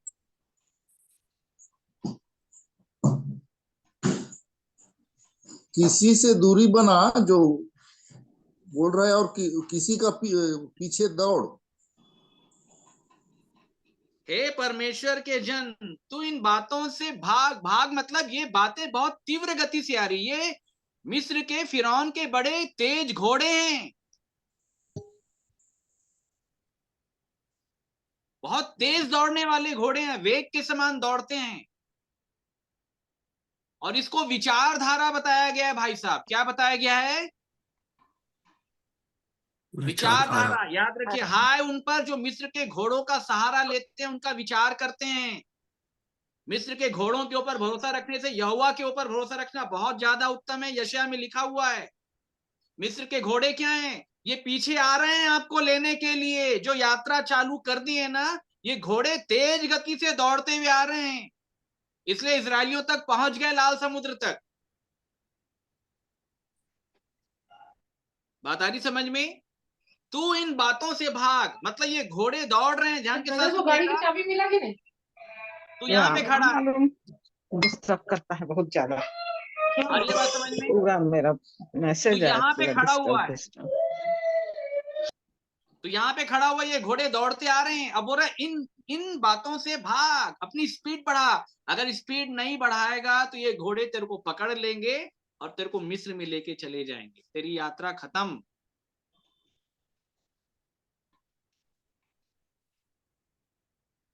अब सुनिएगा ध्यान से, ये डायग्राम मैं बता रहा हूं। देखिए, घोड़े दौड़ते आ रहे हैं और ये विश्वासी है। इन घोड़ों की स्पीड से ज्यादा विश्वासी की स्पीड होनी चाहिए। सुन ले बड़े ध्यान के साथ। ये घोड़े लेने आते हैं हमेशा। क्या करने आते हैं? लेने आते हैं। जो संसार छोड़ के लिए जा रहे हैं ना, ये घोड़े बड़े तेज गति से लेने के लिए आते हैं, इसको याद रखिएगा। अब बोल रहे हैं इन बातों से भाग मतलब इन घोड़ों से, ये जो तेरे पीछे आ रहे हैं, इन बातों से क्या कर? अच्छा, अब ये घोड़े जो पीछे आ रहे हैं, ये कौन से वाली बातें हैं बता सकते हैं? ये जो पीछे लेने के लिए आ रहे हैं,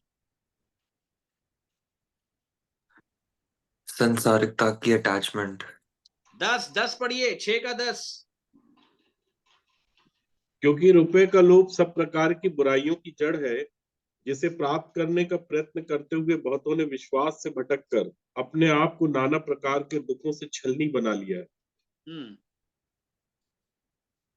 पर हे परमेश्वर के जन, तू इन बातों से भाग इन बातों से भाग, मतलब कौन सी बातों से, अब बताओ। रुपए के लोभ से। लोभ से, और अंत के दिन में लोग लोभी हो जाएंगे। रुपयों का बड़ा जोर है मनुष्यों के ऊपर में।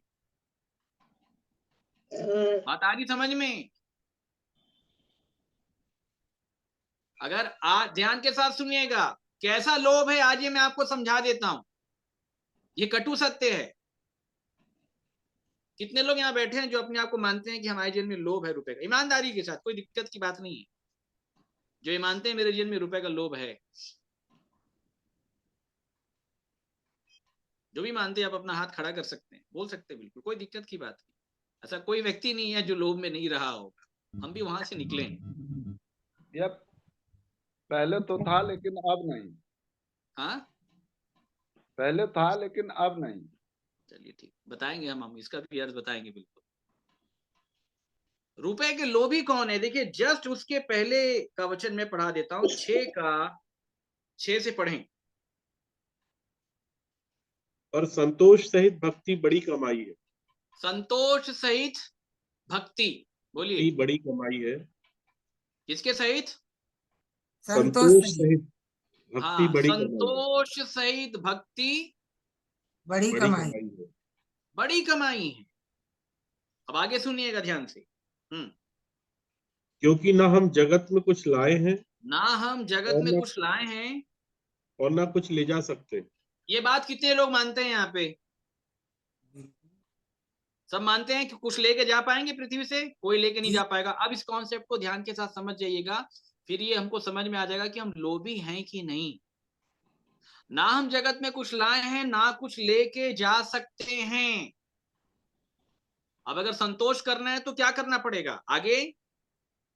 यदि हमारे पास खाने और पहनने को हो तो इन्हीं पर संतोष करना चाहिए। यदि हमारे पास खाने और पहनने को है, बोलिए सब इधर देखिए और बोलिए, किसके लिए?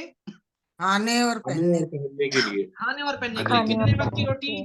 2 वक्त की रोटी। पहनने के लिए कितना जोड़ी कपड़ा होना चाहिए? आप लोग मेरे को बताएं। 15 जोड़ी, 20 जोड़ी, 50 जोड़ी, 100 जोड़ी, कितना जोड़ी होना चाहिए?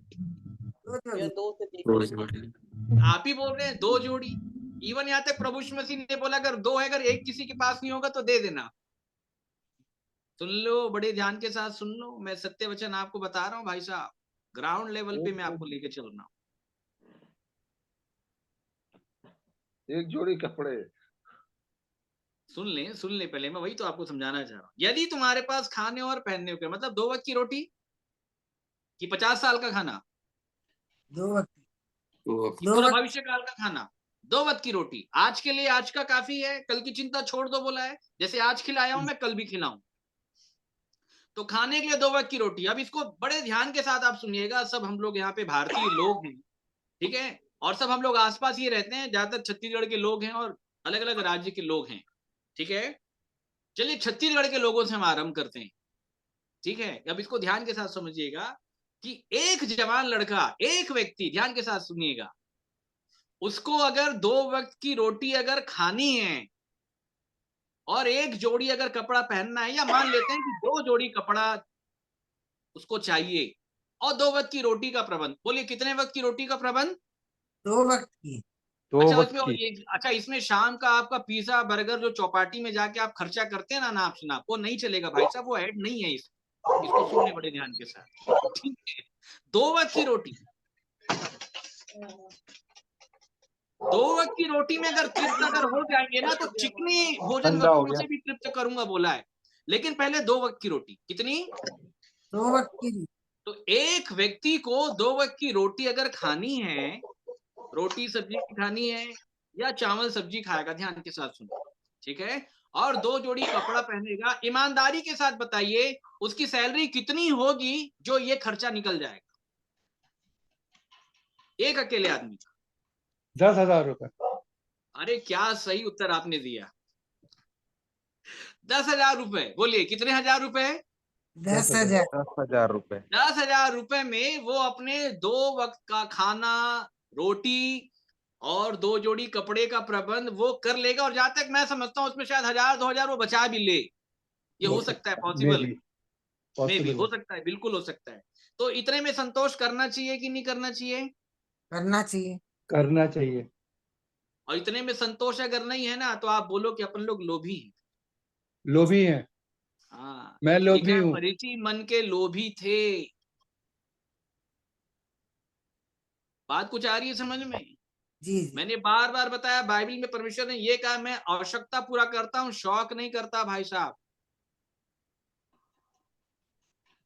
ठीक है।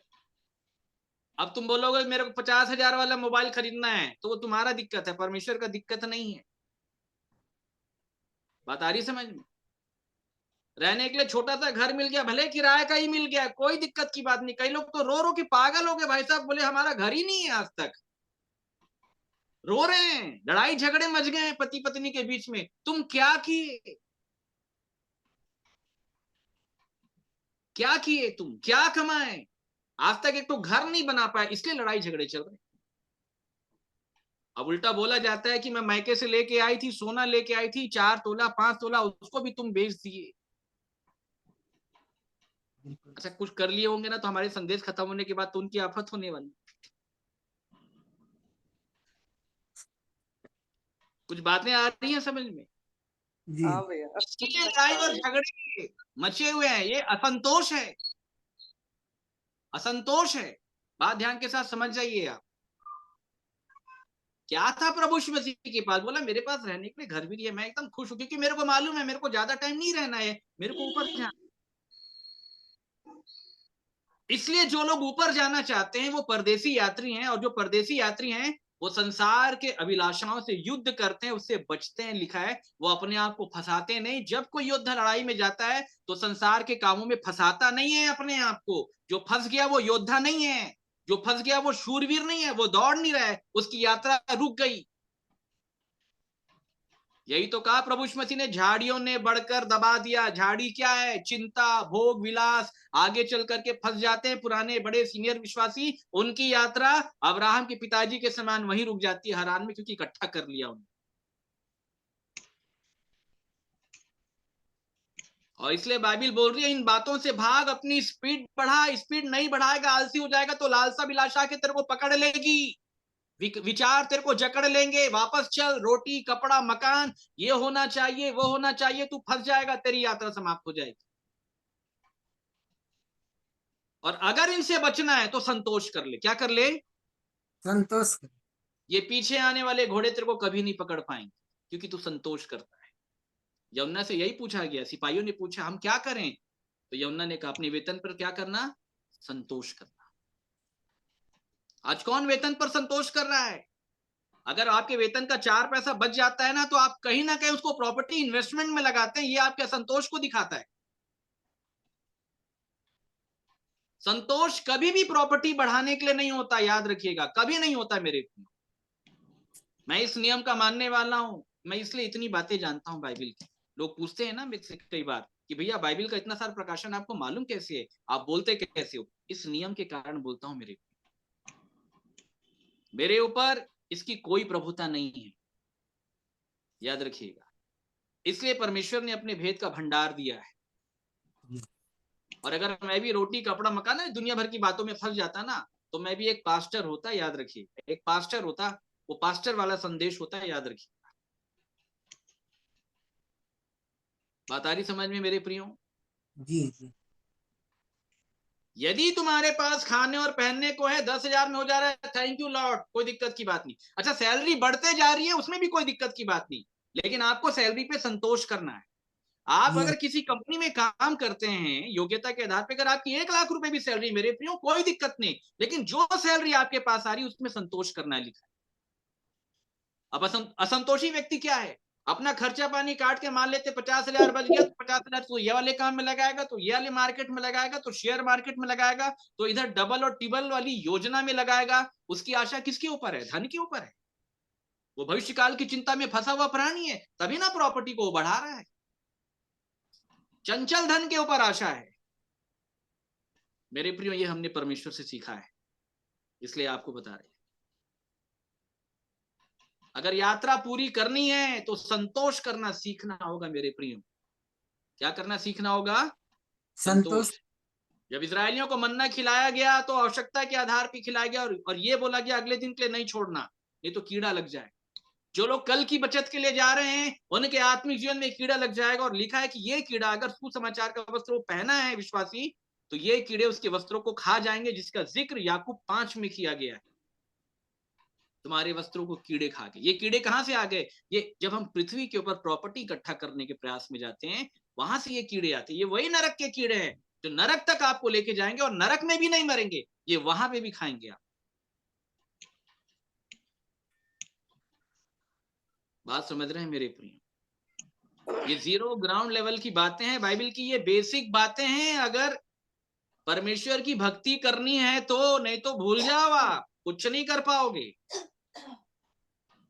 चेलों को पहले संतोष करना सिखाया गया, उसके बाद फिर पहाड़ी उपदेश है, उसके नियम कानून को मानना है।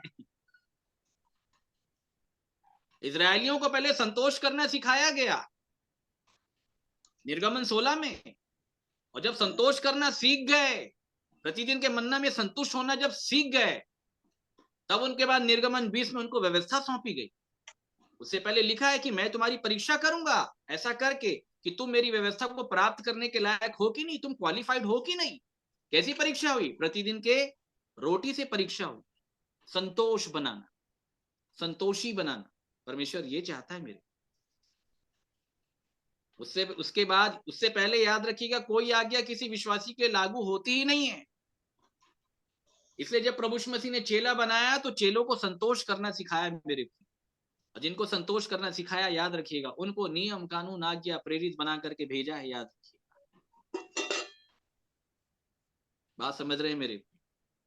चेले आए थे, वो अनंत जीवन के लिए आए थे, वो 150 चंदा लेने के लिए नहीं आए थे मेरे अपने किसी से। इसको याद रखिए कि हमारी मिनिस्ट्री को सपोर्ट कर देना, ये लो हमारा बैंक अकाउंट नंबर, इसमें पैसे डालते रहना, ये काम हमारा है ही नहीं।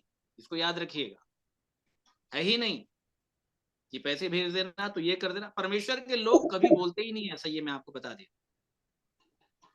परमेश्वर के लोग परमेश्वर के भंडार से चलते हैं, इसको याद रखिएगा। परमेश्वर चलाता है, वो अपने भंडार से उनकी आवश्यकताओं को पूरा करता है।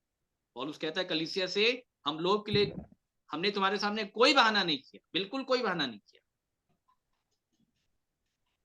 और भक्ति कमाई का द्वार नहीं है कि सेवा करने इसलिए चले आए कि बोले कि 2-4 पैसे मिल जाएंगे, चंदा मिल जाएगा, घर चल जाएगा। तो भाई साहब, मैं ऐसे लोग को बोलता हूं, वापस जाइए, कोई जॉब कर लीजिए घर चलाने के लिए।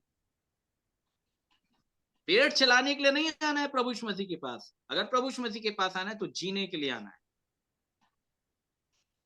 बात समझ रहे हैं मेरे प्रिय? तब जाकर के एक विश्वासी आगे बढ़ सकता है। हे परमेश्वर के जन, तू इन असंतोष वाली बातों से भाग। और अगर तेरे जीवन में संतोष नहीं रहेगा तो ये मिस्र के घोड़े तेरे को पकड़ लेंगे, तू भाग। अब इसके आगे क्या लिखा हुआ है? भाग, धर्म, भक्ति, विश्वास, प्रेम, धीरज और नम्रता का पीछा कर लिखा है। अब बताइए, पीछा करने वाला डायग्राम कैसे बनेगा? पीछा कर मतलब पीछे भी कुछ घोड़े भाग रहे हैं, ये पकड़ने के लिए आ रहे हैं, मिस्र के घोड़े हैं, परंतु इस विश्वासी के आगे भी कुछ घोड़े चल रहे हैं, ये परमेश्वर के घोड़े हैं। ध्यान के साथ सुनिए, ये बोला जा रहा है कि तू इतनी स्पीड बढ़ा और बढ़ाते बढ़ाते इन घोड़ों के ऊपर सवार हो जाए, ये तेरे को जल्दी परमेश्वर के पास पहुंचा देगी। आगे घोड़े चल रहे हैं, वो परमेश्वर के घोड़े हैं। किसके घोड़े हैं? परमेश्वर के घोड़े। हाँ, कौन सा घोड़ा है? धर्म का घोड़ा है, भक्ति का घोड़ा है, विश्वास, प्रेम, धीरज और नम्रता का पीछा कर लिखा है, क्योंकि ये भी भाग रहे हैं आगे। और यही घोड़े विश्वासी को बोल रहे हैं जल्दी स्पीड बढ़ा, जल्दी स्पीड बढ़ा। ये घोड़े क्यों भाग रहे हैं? ये इस घोड़े के हिसाब से भाग रहे हैं। ये जो फिरौन के घोड़े आ रहे हैं, इससे कई गुना स्पीड से ये भाग। अविश्वासी को ये कहा जा रहा है कि इन घोड़ों को तू पकड़। अगर ये घोड़े अगर अपनी रफ्तार कम कर देंगे तो मिस्र के घोड़े आकर के हावी हो जाएंगे इस घोड़े के ऊपर। लेकिन ये परमेश्वर के घोड़े हैं, ये अपनी रफ्तार कम नहीं करेंगे। इसलिए विश्वासी को बोला जा रहा है कि तू अपनी रफ्तार बढ़ा, इनका पीछा कर, घुड़सवारी कर, इस पे बैठ। और जब इस घोड़े में बैठ जाएगा ना, तो ये तेरे को फिर ऊपर पहुंचा देगा। याद रखिएगा, एलिया को अग्निमय घोड़े रथों ने उठाया था, इसको याद रखिएगा। इनकी स्पीड बहुत होती है। ये आत्मिक जीवन है मेरे प्रियो, ये कोई हल्की बात नहीं है परमेश्वर की, ये अद्भुत भेदों से भरी हुई बातें हैं मेरी। और जब संतोष इस जीवन में आता है उसके बाद परमेश्वर की व्यवस्था, नियम, कानून, जो लिखा ना, एक गाल पे थप्पड़ मारे दूसरा फेर देना, सह लेना, माफ कर देना, क्षमा कर देना, और ये बात समझे, ये संतोष करने वाले लोग ही कर सकते हैं। जो व्यक्ति पहले पायदान में ही हार गया वो अगले स्टेप में जाएगा ही। लोग इसलिए प्रेम नहीं कर पा रहे हैं क्योंकि वो संतोष नहीं कर पा रहे। लिखा संतोष सहित भक्ति बड़ी कमाई। मतलब संतोष करने वाला परमेश्वर की भक्ति कर सकता है। तो पहले भक्ति को ले लो। किसको ले लो? भक्ति को। इसलिए लिखा है, हे परमेश्वर के जन, भाग धर्म भक्ति का पीछा कर। संतोष करेगा तो भक्ति तक पहुंचेगा। बात आ रही समझ में? कहां तक पहुंचेगा? भक्ति तक। भक्ति तक पहुंचने के लिए तेरे को संतोष करना ही पड़ेगा। और भक्ति अगर नहीं करेगा, मालूम है भक्ति का संबंध किससे है? मालूम है आप लोगों को भक्ति का संबंध किससे है?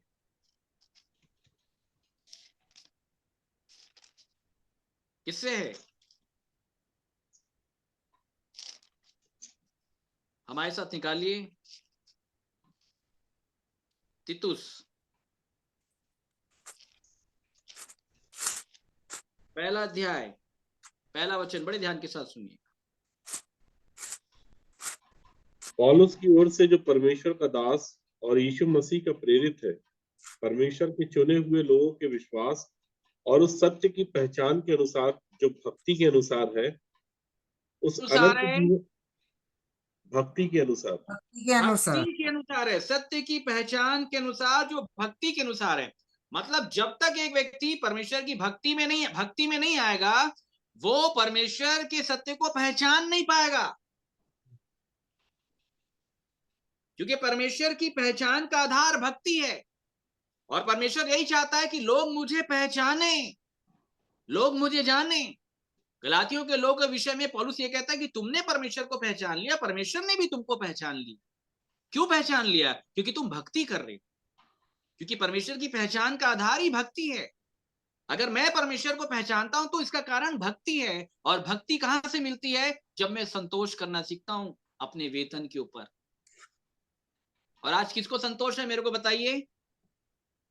आप ही बोलेंगे, मालूम है, अगर आपका बेटा अगर धर्मी बन जाए ना इस तरीके से 10,000 की कमाई में, तो क्या बोलोगे? बेटा 10,000 में कुछ नहीं होता, ज्यादा मत करो, आगे बढ़ो, 50,000 में जाओ, लाख रुपए में जाओ। आप ही चिंता डालोगे विश्वासी होने के बावजूद।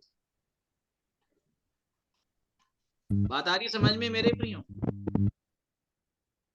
जी। विश्वासी इस बात से खुश हो जाते हैं, मेरा बेटा प्रभु में है। 10,000 कमा रहा है, रूखी सूखी है, प्रभु धन्यवाद, ये रूखी सूखी आपने दिया है। इस रूखी सूखी में बड़ा आनंद है मेरे, बहुत आनंद है। धन्यवाद। ये हमने उठाया है मेरे प्रियो, इसको याद रखिएगा। स्टील प्लांट की ठेकेदारी हम छोड़ करके आए, कम उम्र में ही बहुत सारे पैसे हम कमा लेते थे। हमने बहुत सारी दुनिया देखी कम उम्र में। वहां से परमेश्वर ने ला करके हमको शून्य में खड़ा कर दिया। हमने कभी किसी से पैसे नहीं मांगे, सेवा में ला करके खड़ा कर दिया। हमने प्रतिदिन परमेश्वर के प्रबंध को देखा है, प्रतिदिन परमेश्वर के प्रबंध को देखा। और ये इकट्ठा करने वाला, ये करने वाला, वो करने वाला, इन सारी बातों से परमेश्वर ने निकाला। तभी तो बड़े खुल करके पूरे विश्वास का और हियाव के साथ में ये वचन सुनाते हैं। तभी तो इस वचन का प्रभाव है, चाहे आपके ऊपर, चाहे बहुतों के ऊपर मेरी। तो संतोष सहित भक्ति बड़ी कमाई है मेरी, इसको याद रखिएगा।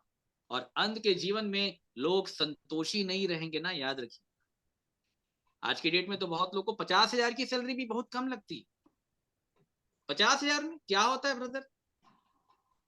बोले कम से कम हमारे बेटे का पैकेज कम से कम 1,00,000 2,00,000 होना चाहिए, ये होना चाहिए। अरे आपका बेटा योग्यता के अनुसार वहां पहुंच जाए, कोई दिक्कत की बात नहीं, लेकिन पहले अपने बेटे को संतोष तो करना सिखाओ, आत्मिक जीवन में आना और लाना तो सिखाओ। अच्छा, ये काम की बात यह है कि जब एक व्यक्ति संतोष करना सीखता है ना, तो परमेश्वर जो है उसको चिकने चिकने भोजन वस्तुओं से तृप्त करता है। फिर वो आपको लग्जरी लाइफ में लेकर के जाता है फिर। लेकिन वो लग्जरी लाइफ का प्रभाव आपके ऊपर नहीं होता, वो चीजें आपको खींचेंगी नहीं नहीं खींचेंगी आपको चीजें। परमेश्वर ने दे दिए इसलिए मेरे पास है, नहीं दिया था तो नहीं था, दिया था तो है। आपको इन विषय वस्तुओं से कोई लेना देना नहीं। मेरे पास आज गाड़ी कल नहीं है, कोई दिक्कत की बात नहीं है, ऐसा रहता। लेकिन जो असंतोषी लोग हैं, गाड़ी थी चले गई, बड़ा प्रभाव रहेगा, गाड़ी कब आएगी कब आएगी कब आएगी।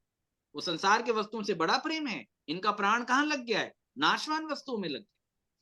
लेकिन जब कोई वस्तु परमेश्वर जब समर्पण के आधार पे एक विश्वासी को देना चालू करता है, उन वस्तुओं का प्रभाव उनके ऊपर नहीं होता, याद रखिए। बाइबल साहब बताती है, जो थोड़े में सच्चा है वो बहुत में सच्चा होता है। जो थोड़े में सच्चा है मतलब जो संतोष करना सीख गया, जब मैं उसको बहुत भी दूंगा तो उसमें भी वो सच्चा रहेगा। उसका ध्यान प्रॉपर्टी के ऊपर नहीं जाएगा। परमेश्वर ने अब्राहम को बहुत कुछ दे दिया, लेकिन परमेश्वर अब्राहम का ध्यान प्रॉपर्टी के ऊपर नहीं था, परमेश्वर के ऊपर ही था। बात समझ रहे हैं मेरे प्रिय? अरे संसार की प्रॉपर्टी तो बहुत छोटी आशीषें हैं मेरे प्रिय, बहुत छोटी आशीषें, बहुत छोटी। कई बार लोग इसी को गिनाते रहते हैं। मैं एक बार एक बड़ी फैमिली में गया था, बड़ा सा उनका बंगला था, 2-3 4 व्हीलर थे उनके घर में, हस्बैंड वाइफ दोनों गवर्नमेंट जॉब में, एक अच्छे सैलरी में थे, 50,000 लाख सैलरी से ऊपर। मैं गया था बहुत साल पहले प्रचार कर, मैंने पूछा आप कैसे हैं क्या है, तो उन्होंने अपना घर दिखाया। बोले आप तो देख सकते हैं कैसे हैं हम लोग। मैं शांत हो गया, मैं समझ गया वो क्या दिखाना चाह रहे हैं। मैंने कुछ नहीं कहा। उन्होंने प्रश्न किया, क्या बात है ब्रदर, आपने कुछ कहा नहीं, हमने अपनी आशीषें आपको दिखाई तो आपने कुछ नहीं कहा। तब मैंने उनको बोला कि मैं ये सोच रहा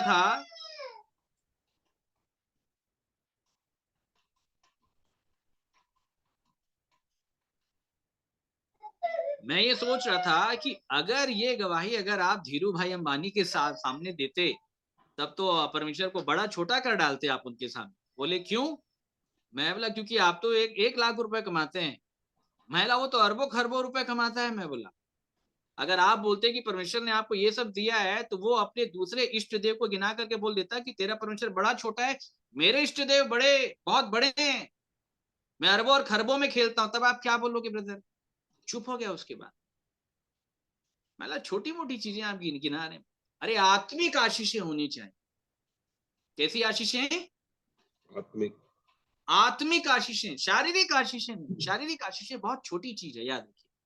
परमेश्वर वो भी देता है, लेकिन याद रखिएगा परमेश्वर ने अगर किसी को आत्मिक आशीषें दी है ना, तो वो आत्मिक आशीषें। पौलुस से लेके चाहे जितने भी प्रेरित हुए, सब ने आत्मिक आशीषें गिनवाई है, याद रखिए। आत्मिक आशीषें वो एक अलग चीज है कि आत्मिक आशीषों के साथ साथ संतोष करने के कारण परमेश्वर लग्जरी चीजों को भी देता है, वो एक अलग चीज है। लेकिन जब भी आप गिनाएंगे परमेश्वर की आत्मिक आशीषें गिनाएंगे, आप उसका जीवन गिनवाएंगे, आप उसकी दया को गिनवाएंगे कि परमेश्वर ने कैसे मुझे पाप के बंधन से निकाला, कैसे मुझे नाना प्रकार के अपराध के जीवन से निकाला, कैसे मेरे घर में हम लड़ाई झगड़ा बाताबाती होते थे, अपशब्द कहते थे, कैसे परमेश्वर ने इन बातों से निकाला। एक विश्वासी ये गिनाता है अगर ये उसके पास धन होगा। इसे कहते हैं मेरे प्रिय आत्मिक आशीष। सो मेरे प्रियो समय हो चला है। परमेश्वर आप सभी को आशीष दें इन वचनों के द्वारा।